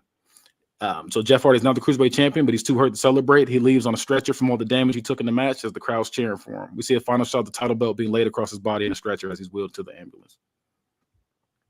All right, I'm going to start with this. This was written like a Wattpad fan fiction. I feel like there would be like anime like drawings of this and like furry art of this, of like Jeff Hardy and JTG like making out or something. Like, that said, I was super entertained by this. Like, this was ridiculous. It was corny, but I had fun the entire time. Like, would I be at home chanting like "fuck it, fuck" like some dumb shit like that? Because it's over the top. Like, it's super zany, it's super wild, but I loved it. This whole feud's been zany and wild, though. I know. Yeah, this is the pinnacle of that, and it just like reached that apex point where it's ridiculous, But yeah. That's such good shit, in my opinion. You're getting 5. All right. Oof. You're not getting a 5 for me, but it's not bad. I'm gonna give you a 5 as well. I think it was a good combination of their feud. Obviously, the right person won. Yeah. I should have had JTG win it all. I'd have given you a 5 for that, for audacity. I'm gonna give you a 4. I don't think this is perfect. That's fine. I'll take it. I don't think it was perfect either. I gave it a 5 though, just because of how much fun I had watching it. That it felt the way it felt perfect. Does that make sense? That's fair. Yeah. I could acknowledge the flaws, but I had such a good time that I don't give a shit. All right, thank you. I was a little worried about that match because I was like, I had something like similar to that still, but it was hard trying to come up with rewriting all that shit again. About to start my furry fan fiction with them and Papa Eric. Ooh. Damn it. Who draw his furries? All right, y'all ready for the men's Royal Rumble? No. How many matches you got left? 2, 3? I think 2. Okay. I got 3. Take that to the back. I was just curious. Chef O'Reilly's cashing it again. O'Reilly gonna win the Royal Rumble. All right. So number 1, we got Mansoor. Number 2, we got Loki. Mansoor. Yeah, no, he's Mansoor here because that wasn't a thing back then when I made this. Number 2 was Loki. Number 3 was Sammy Guevara. Number 4 is Bobby Lashley. Number 5 is Kip Sabian. Number 6 is Goldberg. Number 7 is Goldberg. Number 7 is Justin Gabriel. And at this point, Bobby Lashley military lifts Sammy and throws him over the top rope and into the front row as everyone's getting up to get a closer look at him laid out. Justin Gabriel. You don't want Sammy to go? No, I support the Spanish I do, guy. and I like the military press spot, so I'm cheering. Justin Gabriel swings on Bobby from behind. Bobby looks irritated as it didn't phase him, and he chokes him, then flings him over the flings him like this, like behind him. I don't know what that move's called, but he like flings him backwards, and Justin goes flying over the top rope and lands ringside. Kip Sabian kicks at Bobby's legs, which brings him down to a knee and slows his momentum down as he follows up with the basement dropkick to the face. Number 8 is Doomsday Kane. Kane comes in and double chokes lands Mansoor and Loki. Number 9 is Orlando Jordan. Number 10 is Dexter Lumis. Dexter Lumis tosses out Loki when he gets in. Number 11 is version of Orlando. This is like that wild hair when it's like coming out. Should have been TNA Orlando. No, Jordan. that's the worst one. Drop him from the ceiling with the caution tape. Hey, did you use Doomsday Kane before this? Yeah. Okay, I just couldn't remember. He fought Austin Theory and lost. Remember Austin Theory? I remember that. He broke him down and made him tap with the good old ankle lock. Dexter Loomis tosses out Loki. Number 11 is Jack Evans. Number 12 is Drew Gulak. Who say his name? Drew Gulak. Drew Gulak. I say Gulick from fucking RF. Yeah, very say his name. Drew Andrew Gulak Gulak comes out. He eliminates Mansoor with a drop kick while he's leaning on the ropes. Number 13 is Rob Conway. Number 14 is Sabu. Number 15 is Sylvain Grenier. Number 16 is Sandman. Sabu should win. Just wait. Number 17. Number 17 is Ron Artest. Ron Artest. It should be Meta World Peace. Yeah. He hits the James Harden elbow on somebody. No, he's Ron Artest here. This is fresh out of the what you call it, Malice out the pocket. Is this show in Detroit? Yeah. Ron Artest. It actually is in Detroit. Actually, God damn it! It actually is in Detroit. Ron Artest eliminates Jack Evans and Kip Sabian. He does a running famous. DPW do their biggest show in Detroit. He does a running famouser to Sylvain Grenier, gets up real hype, and he hits a crucifix bomb on Sabu as well, getting cheers from the crowd. Number 18 is Randy Orton. Number 19 is Chavo Guerrero. Chavo slides out of the ring, brings in the steel steps, and does a running double jump wheel kick that eliminates Sandman. 20 is Jimmy Uso. 21 is Jay Uso. The Usos are taking turns beating up on competitors and stare each other down and shake hands as the crowd goes crazy because they finally join back up again. And they eliminate Gulak, Rob Conway, and Dexter Loomis together. Number 22 is Kenta. And Kenta comes in and immediately eliminates Sabu. 23 is Val Venus. 24 is Victoria. Val Venus gets in Victoria's face and starts like flicking his tongue at her, like being real freaky now. She starts beating his ass and tossing him out of the ring. 25 is Nice Pac. Number 26, the Jackass music plays, and we see Johnny Knoxville. He gets on the mic and says, "Just kidding. I tried this wrestling thing out before. It didn't work." Introducing Kenny Dykstra. And Kenny Dykstra comes out. Number 27. It was like John's about to say so. 27. This is ground zero. Yep. 27 is Mark Henry. He gets a huge pop because last time we seen him was in Booker vs. 1, where his career was done because Braun Strowman hit him with the Super Brain Buster. Again. Damn, your retirement to me nothing. So he looks at his former teammate Braun Strowman, the same one that nearly ended his career, the Super Brain Buster that gives him a potential career-ending neck injury. They start swinging on each other, and anytime someone comes to interrupt, they would beat them up, go right back to swing on each other again. It stopped when Kane big boots Mark Henry and does a throat thrust to Braun. 28 is Jack Gallagher. Goldberg is eliminated by Gallagher. You read his allegation, right? Yeah, I don't care nothing about that. He ain't do it here. Damn. Granted, Goldberg he was washed in like age 24, even without the allegation. Goldberg gets drop kicked by Jack Gallagher, that sends him out the ring, and the crowd's like surprised the fact that he ended up getting him out. 29 is Tajiri. 30 is Nicholas. Comes out to a huge pop. Nicholas. He runs out. Nicholas. Suck my entire dick for this. He runs out and gets him for the top rope with Victoria's help. And Gulak is screaming for him to get. I cannot believe I was worried about this bet. He runs out and gets on the top rope with Victoria's help. Gulak is screaming for him to get down from there. And Nicholas smiles and does a diving drop kick diving crossbody to the Usos. And they both drop, and they both selling it. Victoria starts eliminating Chavo and calls for Nicholas to grab the other leg. And as they both throw him over together, the crowd's cheering. Nicholas slides out the ring and waves as he exits the arena. So number 31 is Roman Reigns. Number 32. 31. You said what? Yeah, you have the greatest Roman. I forgot. You have 40 entrants. Yeah. Number 32 is Neville. Jack Gallagher eliminates Ron Artest to boos from the crowd because they're loving Ron Artest here. Nice part. They hate him. You said what? They should hate him. He was beating up the Pistons. Listen, they pop for they always pop for the celebrity. It don't matter. Nice Pac throws out Sylvain Grenier. Number 33 is Chris Hero. Neville eliminates Kenny Dykstra and Victoria. 34 is Goldust. Usos are both eliminated by Jack Gallagher. 35 is Edge. Edge eliminates Goldust, Tajiri, and Neville. 36 is the Chef, Kyle O'Reilly. Kyle O'Reilly hits the Chef's choice into Nice Pac and sends him through the ropes, not over it. 37, Sanjay Dutt. 38, Cesaro comes in and hits the big spin on like several people in the ring as the crowd's cheering for it. Then he hits a running springboard 180 European uppercut to Jack Gallagher as the crowd goes crazy. 39 is Super Crazy. Randy hits an RKO out of nowhere on Edge.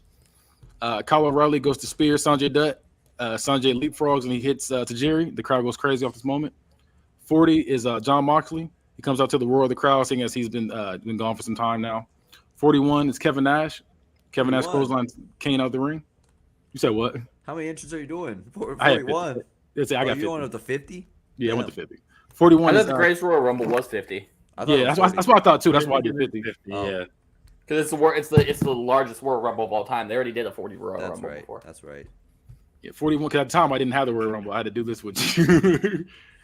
41 is Kevin Nash. Kevin Nash clotheslines Kane out of the ring. 42 is Psychosis.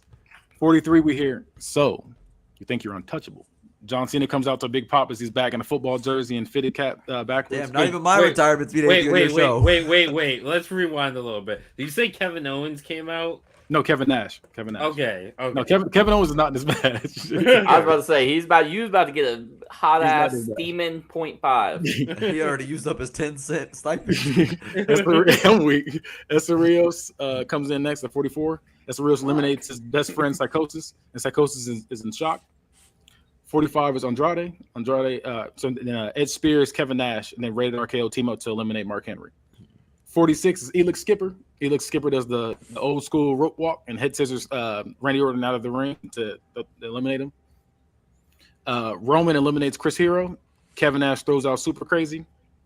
Bobby Lashley has noted that he has been here for quite some time now and is close to beating the record.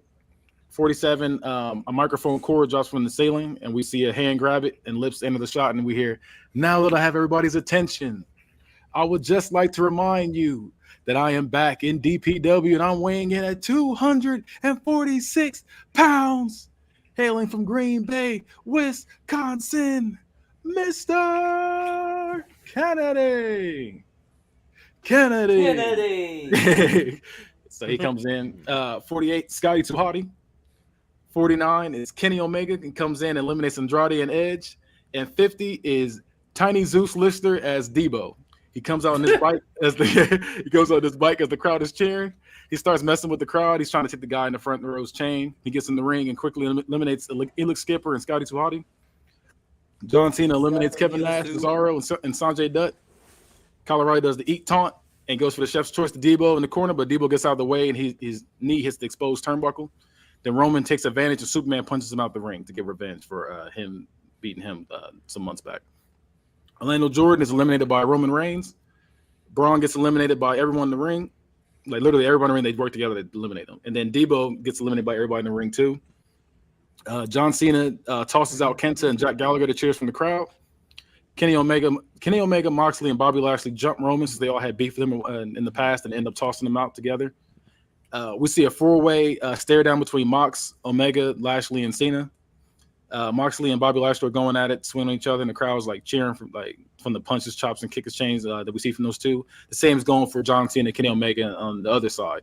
The crowd's going crazy off this. John Cena eliminates Kenny Omega, and Bobby Lashley eliminates Moxley. We get stare down between John Cena and Bobby Lashley. They're going at it, and Cena uses his strength to FU Lashley. He picks him up with a little energy he has left and tosses him over as the crowd cheers. Nice pop pops up from outside the ring since he was technically never eliminated and is behind Cena. He's like getting hyped. He's like, ah. He grabs him from behind to toss him out, but Cena reverses and tosses him out. The Royal Rumble winner. Oh, damn. I thought you were going to do the Nice Pac surprise win. That was going to I wanted y'all to think that was going to happen, but then he gets eliminated by Johnson. Damn. I'm mad it did. Nicholas's feet. Nicholas never went over the top rope. I was hoping somebody would say that. Nicholas is really the winner. When John Cena leaves that ring, Nicholas slid out the ring. Nicholas.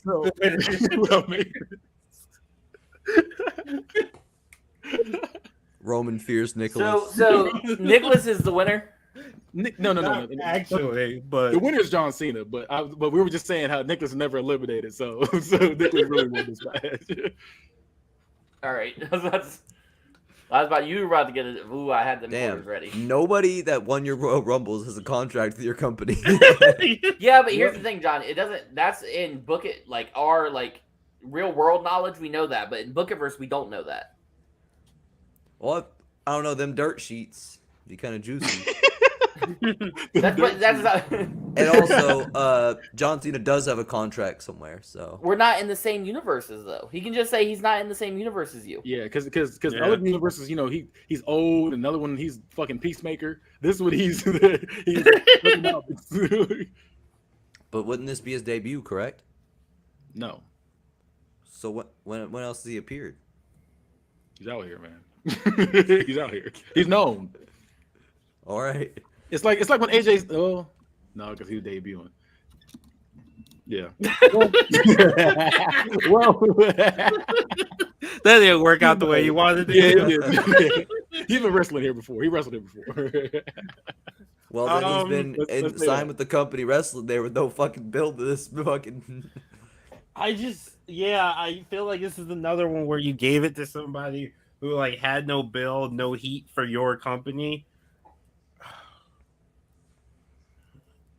Not even my retirements are sacred. There's You had a part-time guy win your Royal Rumble. I'll say that. I feel like you should have had Moxley win it here. Moxley came back, like he unretired, and then he lost anyway. He had no I feel like desire. or he came It's back. a one-off. He would one off. I wish One- it wasn't a one. It feels And like a tease. Him and Roman really didn't have enough of an interaction for Roman retiring his ass. No, Yeah. he jumped. Also, you pretty much reversed the whole Uso thing too, because you had the Usos went from like we hate each Oh. other in a blood feud Oh. to like, oh, we're working together again. Yeah, they reconciled in the middle of the ring. They literally did that. Yeah, I don't like that. Well, Yeah, that was the whole spot. Yeah, they looked Yeah, at I each other, hate had a that. stare down like they're gonna fight each other, and they kind of like Yeah, became well, brothers again. that's nasty. Yeah, I don't like that. Shit like that happens. Oh. right? People I hate always this, pop for that Kitty. shit. People always Yeah. pop for that shit because if Shawn I'm Michaels not. and Triple H were feuding and they hugged it out in the middle, Not of the Royal next Rumble, we would month. pop. Yeah, like not the next month. Like you got to give it a little bit of time. You literally, month 1, they're a solid tag team. Month 2, they're broken up. Month 3, they're back together. It doesn't like you gave no Yeah. time. Month Yeah, 4, actually month 4. If we're gonna be real. Yeah, it just feels like it feels like you was rushed 2 to put them months. back It was 2 together. months. I hate you. Um, Yeah, Damone, tell me more things I shouldn't like about this. That's all I can think of right now. I'll say but- that you had a star-studded Final Four, but you could have had a nice Pac pop from me. The others might not have liked it, Yeah. but that would have I would given have you given you a higher. I would have given you score. like $3 more for a nice I Pac. feel Yeah, like- Nice Pac would have been a Would've good been win here. good. I Well, don't like it. Remember, Nice Pac was not supposed to be over like this. He was not. Well, Oh, you he's had like over. 6 months of real life time of him being Call an this over. audible. right. You wrote this tonight. True. I mean, but I still just did the same. Like, I did the same stuff. I was trying to remember everything I did before. That's all it was. Yeah, but Yeah, like but you- we've been telling I you, didn't we change the like story. Nice Over the Pac, we last like 6 Nice months, Pac. we've been saying push Nice Pac. And then you keep refusing to and say I didn't have plans for Nice Pac to begin with. Get plans for him. Hey, Kenny is Vince McMahon. He really is. He's what? Vince Vince McMahon. He's McMahon. gonna do what he wants to do. He doesn't care about the fans. Well, he should I'm gonna- start. I'm gonna give this a 1 point. Oh, you're nice. Old hater A Travis is back. 1.15. 1.15. Yeah. You go first, Travis. Oh, I'm giving you a 75 cents. Damn, I thought you were gonna go full 0.5. I was ready. What's your extra quarter for? Let me think about it. We gotta make sure Kenny hears those numbers. Did you hear those numbers? Yeah, you said someone said 1.5, and then what did you say? No, it's at 1.15. Yeah, so 1.15. It's 75 cents from Travis. Okay. That's his rewrite credit. That's fair. Yeah, I didn't like this very much. I feel like everything I was gonna like didn't get materialized, and then everything I didn't like did get materialized. I mean, thanks for pushing my retired guy. That's cool. But I guess that'll be my quarter credit will be for pushing my talent. Because I'm going with the same score as Travis because I feel like I hated it pretty equally. I'm going Yeah, with 75 cents. I did like John Cena wins again. Lol, They just- Cena wins. Yeah, He is Vince. Cena wins. Yeah. Hey, be like that Vince. sometimes. Nothing wrong with that. All right. So now we're going to the next one. Second to last match. Oh man, I won that. Even if like Keith and Mike love this. Like, I won this bet by a landslide. So I'll be hitting you up for a draft pick later. Okay, so week 1, we see the camera cut to Rick Rude and Robert Rude in the hospital with Miss Elizabeth. Robert grabs Miss Elizabeth's hand. He looks at her and says, "When they put their hands on you, I was just filled with rage. From that moment on, hate and anger are the only emotions I've been coursing through my veins. Ace of Hearts have another thing coming." Ace of Hearts end up winning against the Fly Boys with a double crucifix bomb. They're both holding an arm when they do it, and they toss Ricochet right in his head for the win. Week 2, we cut to see the bank, excluding besides TDJ. In the ring, Teddy Hart holds a mic, says, "We are at war. A war that has been going on for ages. The rich versus the entitled. Yes, all of you poor folk think you're entitled to the hard-earned riches, always looking for a handout. But what you are witnessing is historic. And history is led by great men, right? And history is led by great men. And great men set things in motion. Great men like Ted DiBiase Jr. And this great man, he had a plan, a nuke. That nuke was a little group called the Bank. God made the earth in 6 days. Ted DiBiase did the same with the Bank. So yeah, he's some kind of a hero in my eyes. The fact that he saw this brand and he knew we would be his tag team champions, it says something. It says this man is a genius. So everybody bow your heads and be quiet as we anoint TDJ as our one true leader. The crowd is booing as TDJ comes out. Before Teddy DiBiase can come all the way out, TH2 comes out and challenges the Bank to a fight, ruining the whole thing. So Ace Austin getting pissed, and he's like, "Okay, we're gonna have this fight." So they end up having the match. Ace Austin and Teddy Hart completely obliterate TH2 in the ring that night. The match ends with a diving foot stamp from Ace Austin, while Jack Evans is laid out. The Ace of Hearts stand over his body to pounce him. Rick Rude walks out in the beater and jeans with a kendo stick, and the crowd's cheering as he rushes to the ring, and the Ace of Hearts run out and split off in the crowd. Week 3, Batista's fighting Human Tornado.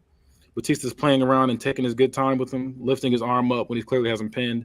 He calls for the Batista bomb, but when he lifts him, he gets cracked in the back by a chair. We see Robert Roode behind him with the chair as the crowd cheers. Batista's laid out, and Rick Rude grabs two chairs and tosses one to Rob. They both are on each side of Batista, and as he's slowly getting up, and they both smack Batista with like a sandwich chair shot as the crowd's going crazy. Rick Rude looks at the rest of the Bank members at the top of the ramp. Rick says, "Enough talking. It's time to pay the piper. Get your asses down here. I don't want to wait till Final Chapter. Let's do this now." The Bank run off, and the Rude ones follow them. They get into the limos. The Rude ones catch up and break one of the windows with a punch and chokes Ace Austin while the car is moving, but they have to let go because the car is going too fast for him to keep up. And in week 4, the Rude ones come out, and Rick Rude says, "I'm going to keep this short and sweet. No more funny shit. No more cockiness. You are seeing a new team here. The Rude ones aren't coming out flexing and showing off. We're coming to kick ass and get our belts back in Miss Elizabeth's honor." And the crowd's chanting Lizzie Rude, and he's like, "This is for Lizzie Rude," and everybody's chanting Lizzie Rude. So the Rude ones, now we're at the event. Rude ones come out in black t-shirts and jeans. The Bank come out as painted black by the Rolling Stones plays, and they're in green attire. The match starts with Rick Rude doing a lariat to Ace Austin immediately as the match starts and locking TDJ in the eyes outside of the ring. Rude ones hit simultaneous spine busters at the same time, like not really at the same time, but like pretty close. Ace Austin hits the springboard tornado DDT, and Teddy Hart follows up with a running shooting star press to Rick, but he kicks out at 2. Rick and Rob look at each other at one point and run in opposite directions, using the momentum from the ropes to keep going, and do stereo suicide dives to cheers from the crowd. The announcers and crowd are cheering them on because we've never seen the Rude ones take a match this serious. They never even attempted suicide dives or like anything diving like in the past. But the crowd's seeing how determined they are. Teddy Hart does a gory bomb hold into a complete shot to Rick Rude. Rude ones try to do a double hip toss to Teddy Hart, but Teddy flips forward, runs, and does a lariat off the ropes. Rick Rude tries to clothesline Teddy Hart. Teddy rolls to evade it and does a running springboard moonsault at the top rope. At one point, Teddy does a side moonsault later on to both the Rude ones out of the ring. Ace Austin hits Robert Roode with a 540 kick. Rick Rude hits a diving missile drop kick on Ace Austin. Teddy Hart is lifted into a military press by Rick Rude, but Teddy turns his body and turns into a Canadian destroyer. He goes for the pin. 1, 2, Rick kicks out with everything he has left as Teddy looks off in amazement. The Rude ones do a double hip toss, but then they don't flex after this time. Teddy Hart goes for a shooting star press, but Robert runs and dives towards the top rope and makes Teddy fall. They go for the Rudeplex, but if you don't know, that's when he lifts Rick Rude lifts Robert Roode and Doomsday device pretty much, and then suplex whoever's on the top rope. So they go for that move, but while Robert is on Rick's shoulders, Teddy knees him from the top of the suplex position and then lands back on the turnbuckle. He does a diving rolling neck breaker that sends them both down. And Rick Rude does a backbreaker to Hart, then holds him there. Robert does a running front drop kick to his head. Ace of Hearts had Rick Rude on the ground. They both get on the same top rope for a double 450 splash, but we hear the Rude One's music hit. Everyone turns to the stage as Miss Elizabeth walks out, favoring the back of her head. Where everyone's distracted, Rick Rude kips up and runs up the turnbuckle and has them both in a double superplex as the crowd is on their feet at Rick's amazing feat of strength. The crowd is jumping up and down, chanting "Holy shit!" as the three are laid out in the middle of the ring as the crowd is going crazy. Robert Roode does a pile driver lift to Ace Austin, and while he holds him in the air, Rick Rude uses his strength to lift his teammate in the air as well, and drops them both, doing like a super pile driver that they now call the dirt nap. Ace Austin is out. Robert gets on top of him for the 1, 2, 3. The crowd is roaring, cheering as Robert puts his arm up and as he rolls over. He gets up and hugs his teammate and grabs the titles. That's the end of that. Give me I don't that really finish have, one like- more again. You said what's up? Give me that finish one more again. Basically, Robert Roode lifts Ace Austin up in a pile driver position, and then Rick Rude like hugs them, and then like uses his strength to lift them both up, and then it's pretty much like driving his head into a pile, like a pile driver, like even more. So like supposed to give it more strength to it, showing off his strength, and then he gets on top of him and pins him for the win. And then we hear the crowds cheering as they're both like defeated and then holding up their belts and hugging and stuff. Okay. I think this was good, not great. I'll give you 3.75. 3.75. Gotcha. I agree. Like, it's not perfect. It's not bad. I kind of feel like I get what you were going for because you wanted to like have a more serious version of the Rude Ones, but I think them being like funny and flexing and doing all that stuff is what made them special, and I kind of don't like that you took that away. Like, I get why you did it for the story, but now it just feels like they're just another tag team. Yeah. Well, this is supposed to be. I said it again. This was the death of the Rude Ones. I said that. I was like, what? Yeah. I was like, this is it for it. That was just how it is. They turn face. They're no longer doing that wild shit. This is just their ending. It's their conclusion. Yeah. Yeah. 3.75. I liked it a little bit less than them. I thought it was some mid-pack. Like, I had no emotions going into this either way. I wasn't invested. I missed the fun Rude Ones. It's sad to see him go out in such a uneventful way, it feels like. Don't worry, there's at least one more Rude Ones match this book at verse. God damn it. And they're gonna be at their peak. Well, that's good news because they went out kind of sad here. Like they were like washed at this point. Everyone's like, go away. Like they got that like the X-Pac heat at this point, and not Nice Pac. They're the New Day. Yeah, they're washed at this point. Rude Coin was better.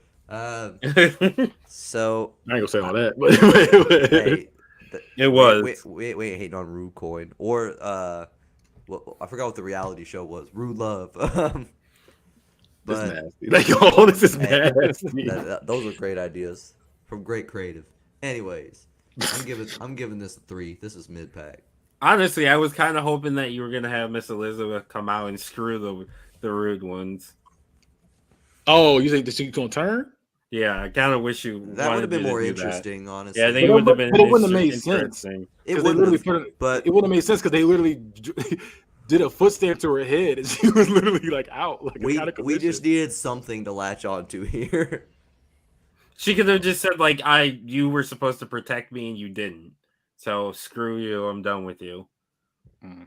Like she was just Before that using foot them to- stomp gave her like- such bad CTE, she became a different person. Yeah, she was just using the Rude Ones. They thought they were using her. She was really using them. I don't know. That don't even make sense. So well, I don't know. This was just it was It just would've gonna been- be it a, would've it was been just a different. revenge storyline. You know, they got their ass whooped by the bank, and they were just getting their revenge. That's what it's supposed to be. That's pretty much what it was.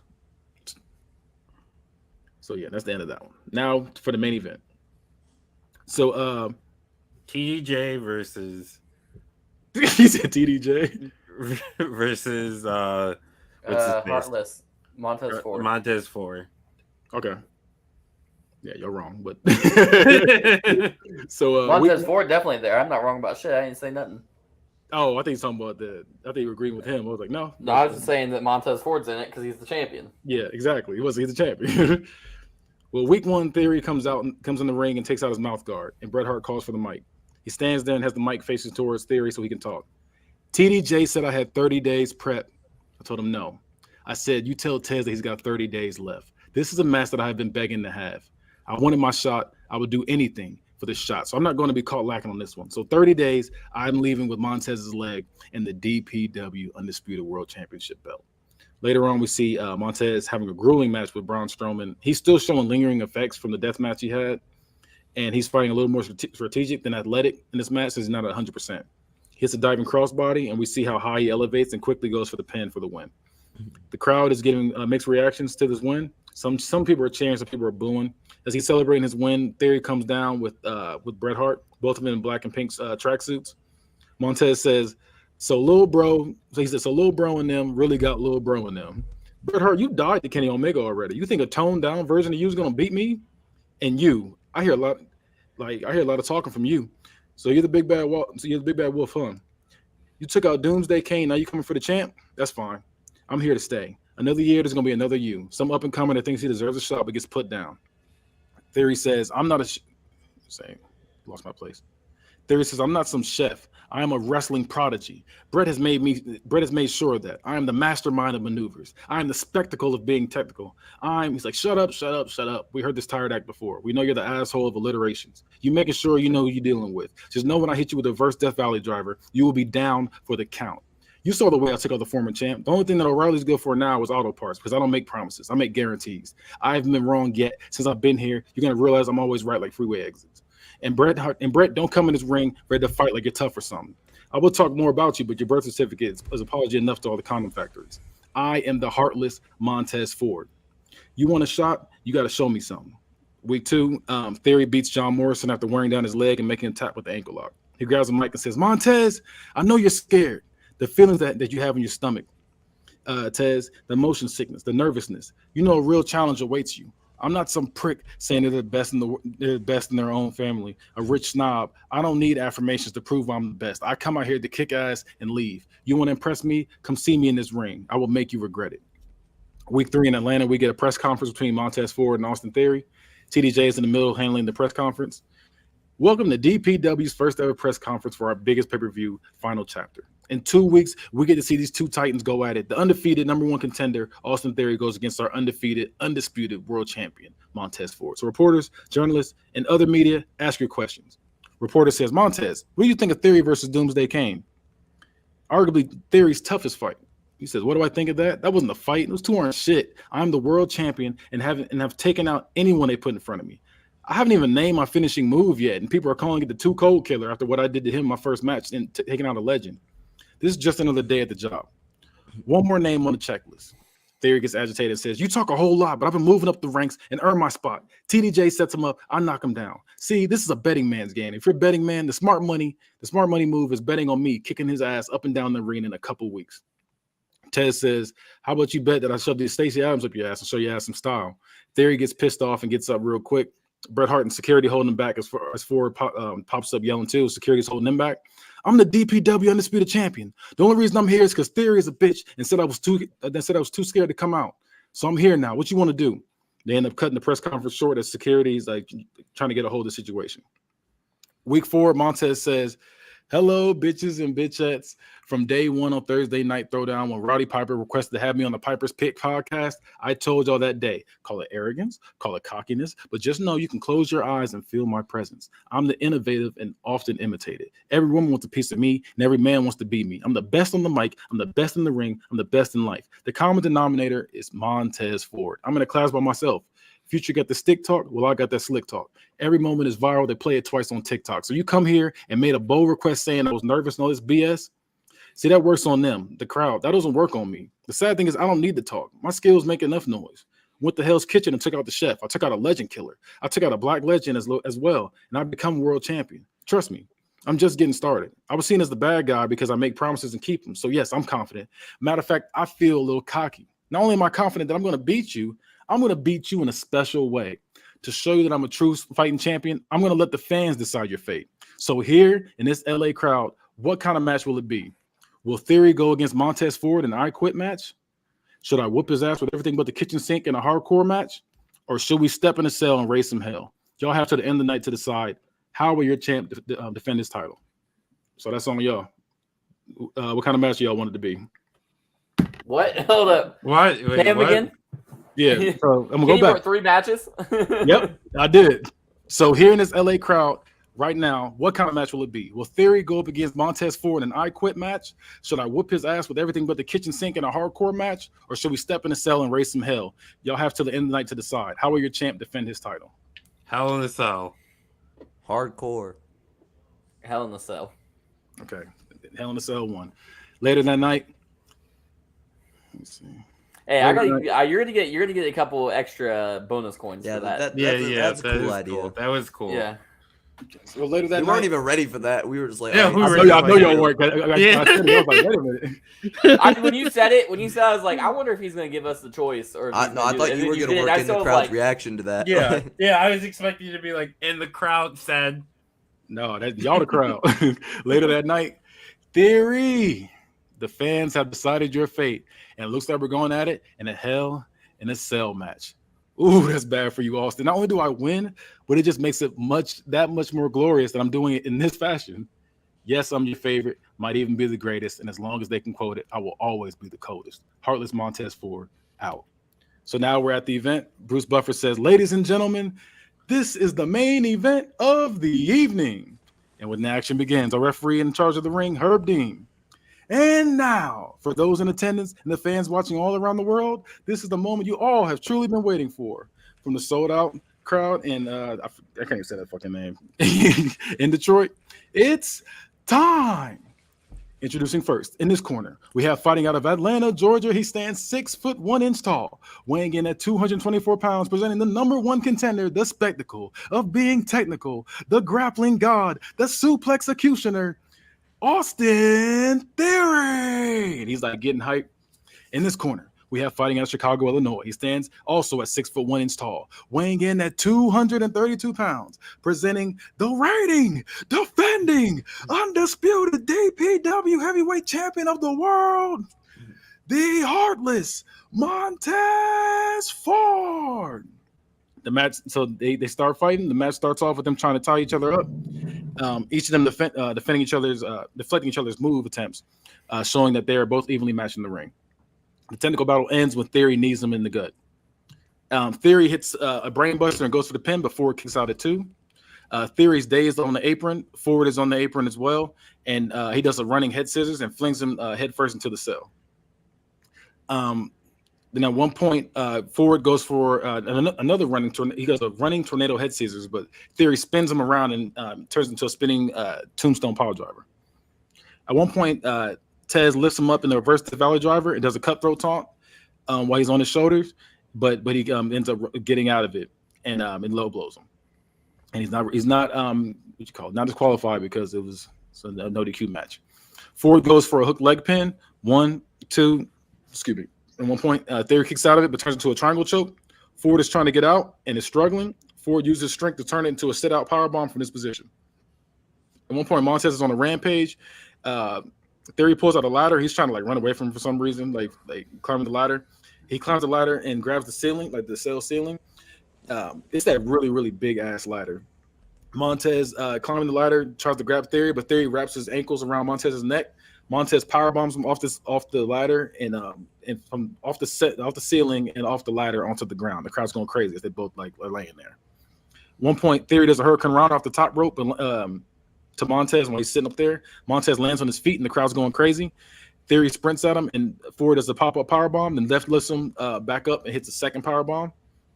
At one point, Ford goes for a running enziguri and Theory turns it into an ankle lock out of the air. Theory's yelling for him to tap. Ford grabs the rope and flings him out of the ring, and he hits the cell. And then at the end, Theory tries running again. At this point, they're outside of the cell. Theory tries running again to the top of the cell, but Ford stops him mid-climb, hits him in the back. He does a backdrop off the cell and through the announcer's table. And Ford gets on top of him for the pin. 1, 2, 3. Ford gets cheered as the belt is handed to him by the ref, and we see the sails start to raise, and red Solo cups are falling from the ceiling as he's holding his title belt up high, and DPW cuts out. The cups falling from the ceiling is pretty impractical, but That's his thing, the red Solo cup. They do that in real life. wait, do they drop the cups down from the ceiling? Yes. Yeah. Really? Yeah. Yes. I imagine getting pelted with cups would fucking hurt. A Solo What cup? a sick motherfucker. I don't know. John's a pussy. Wait, when did they start doing that? I don't remember them ever raining In cups NXT, down. they did it. I remember everybody each having one and then like holding it up. No, at one point he literally he does it sometimes too in some reviews. He'll raise the cup up and then literally the cup will will drop from the ceiling. Is it CGI or real? No, they're real cups. Damn, that's wild. They're not like raining them like down at like 100 miles per hour. Yeah, it's not like like rock. I don't know. Well, Yeah, I'm saying, They're if they can cups. fit fucking balloons and confetti above in the ceiling, why can't they get fucking plastic cups?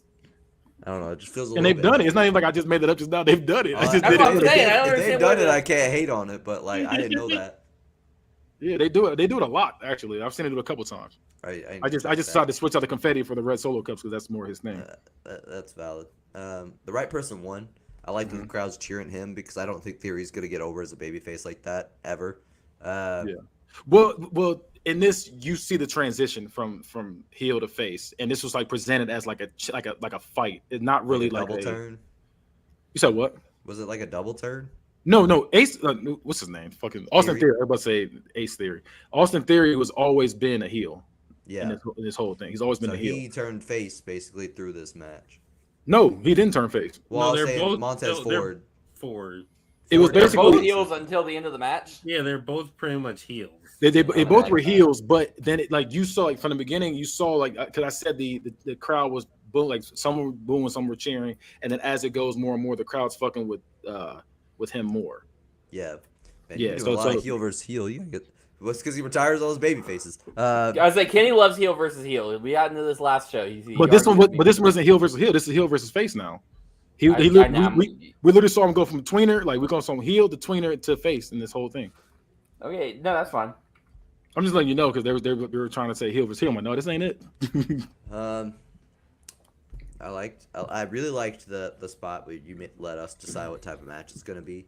Yeah. That was really cool. Montez Ford there was a couple of shows where like your promos fell off with him, but you got right back on track with this. This was some of his best promo work you've done in months.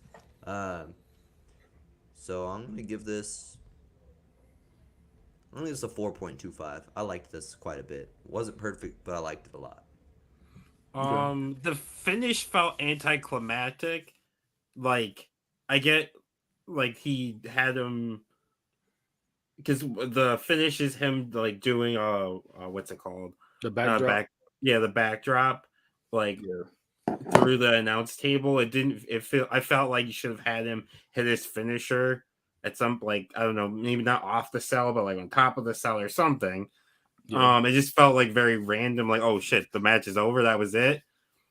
I mean, like I feel like when you're going from the side of the cage to through announce table, like something like realistically, you should be. And I didn't have them both be down, and like he just doesn't Yeah. get to go for the pin, and they both are down for a while. I just don't want to they use the top of the eventually get cell. up. I feel like it's overdone. I didn't want to do that. No, that's fine. Or just, I feel like Ford hitting his finisher would have been more impactful. Also, feel like if you were going to do, because I didn't really feel like there was ever really a transition from the heel version of him to the baby face. Like, I know you said the crowd started to turn with him, but like not even in the match. It's not like Theory was dominating him in the match and like Ford worked his way and like survived and managed, and like the crowd like switched because of that. They were Theory, like get more and more cowardly throughout the match. He was trying to run from him and stuff like that. Like one point, he tried to climb the ladder, try to get away from him. Like,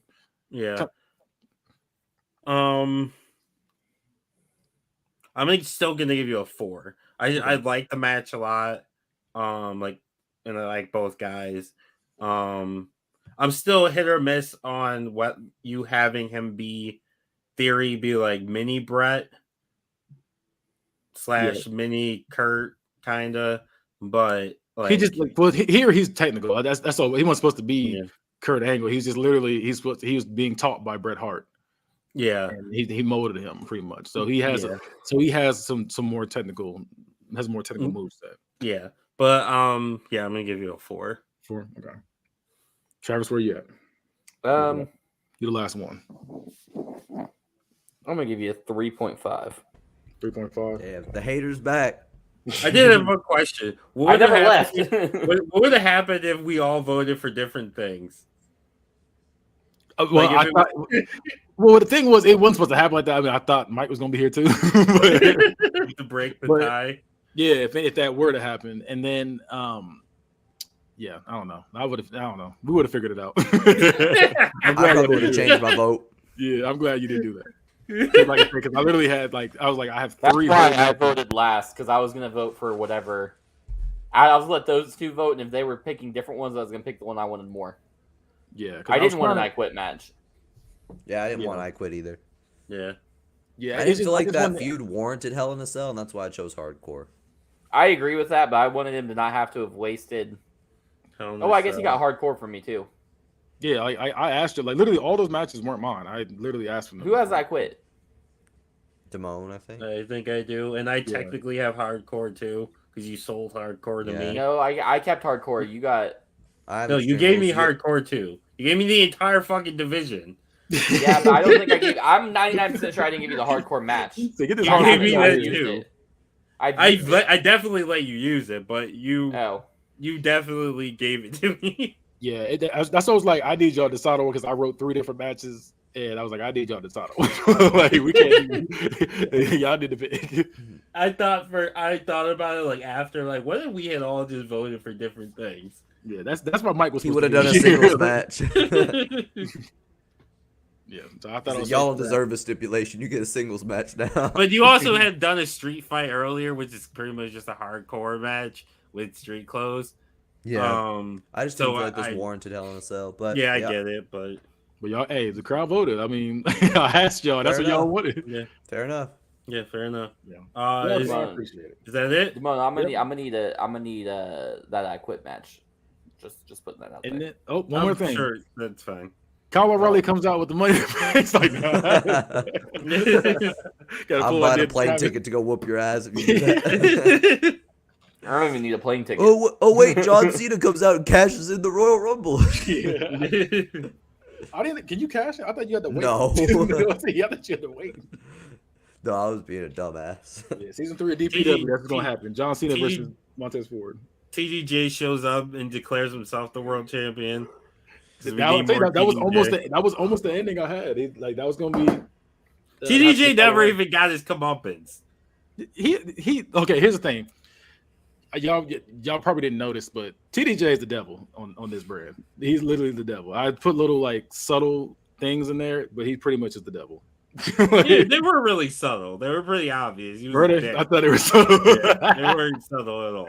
He was an asshole. He was all over the show. That's why I dropped an asshole to everybody. That's just Puffy. Not even that. No, there was things that there's certain things he said in his promos that like when he told Jade he was the devil. I could be the devil, your devil, or your god. That was different. That was just some other shit. But there was that's not subtle at all.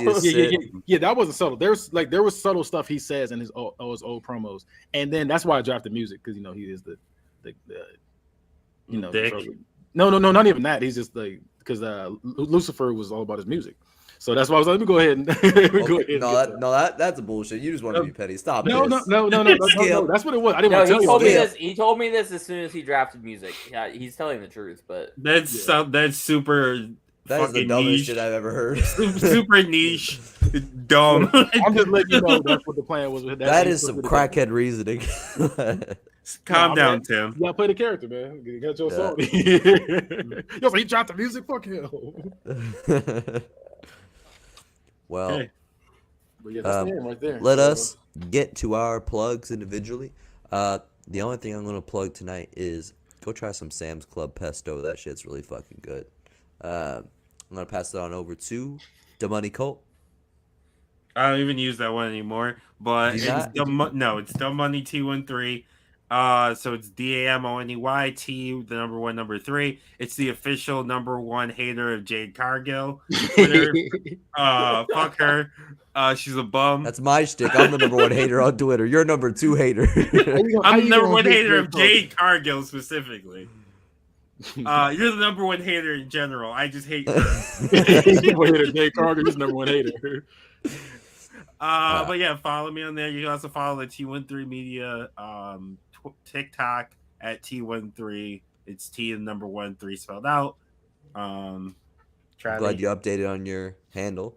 Follow me on my Twitter. I'm the number 1 Mike Jasko hater account. At I am Travie T. Oh yeah, I put the wrong fucking thing down there. I didn't even plug my hater account. I don't need to. They know I hate. IAMTRAVVYT on Twitter, TikTok, and Instagram. Oh, the good old days. What, the primetime Travie T? Yeah, when you're trying to hoe me. Yeah, begging for the second V. Hey, let me tell you something about me, John. There's been a time or two in my lifetime where I've had 2 V's at the same time. and he had to beg for both of them. He said, nah. You got him. You got him, I guess. It worked. You got to beg for me. Can't get mad at it. You got to work. I don't beg for pussy. I only ask 17 times, and that's it. As long as you don't take it, that's all that matters. As long as you don't take it. All right. Catch me on social medias at Bad Guys Spoken. Catch my podcast, Bad Guys Spoken Podcast. And yeah, I feel like we should all change our names to number 1 hater or something now. Oh, I'm definitely changing. Oh, they hate, but they copy. That's what y'all doing. I'm gonna copy this. Everybody copies me. I'm the inspiration. I told you it was funny the first time you did it, so I don't know what the fuck you're Appreciate it. talking about. Ain't nobody hating you. And then go ahead and retweet that the promotion for this show for Final Chapter. You can also find all the things on the T13 Media Network at T13.com or T13media.com. So it's T13 spelled out media.com. You can find shirts, our merch. We have shirts, like I said. We have So many shirts. Get you So a many big shirts. ass shirt. We have mugs. We have Stop this. we have masks. If you still wear a mask, we got a bunch of stuff. Yeah. I think all we have. sorts of I think memorabilia. we have sweatpants now. Yeah. We have masks? Pajamas. Yeah, we We have have masks. sweatpants? Yeah. I think we do.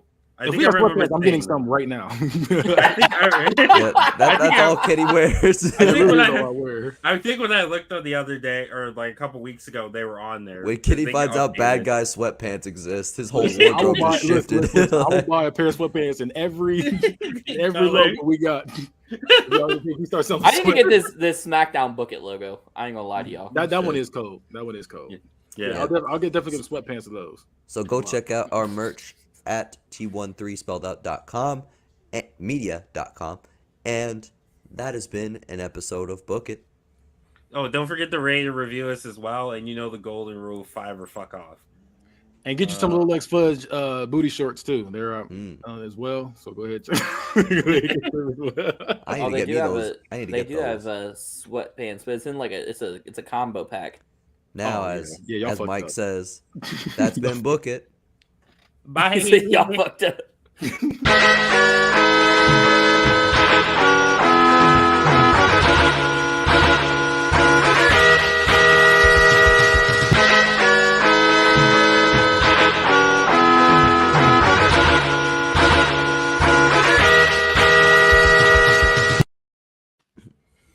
The sweatpants don't have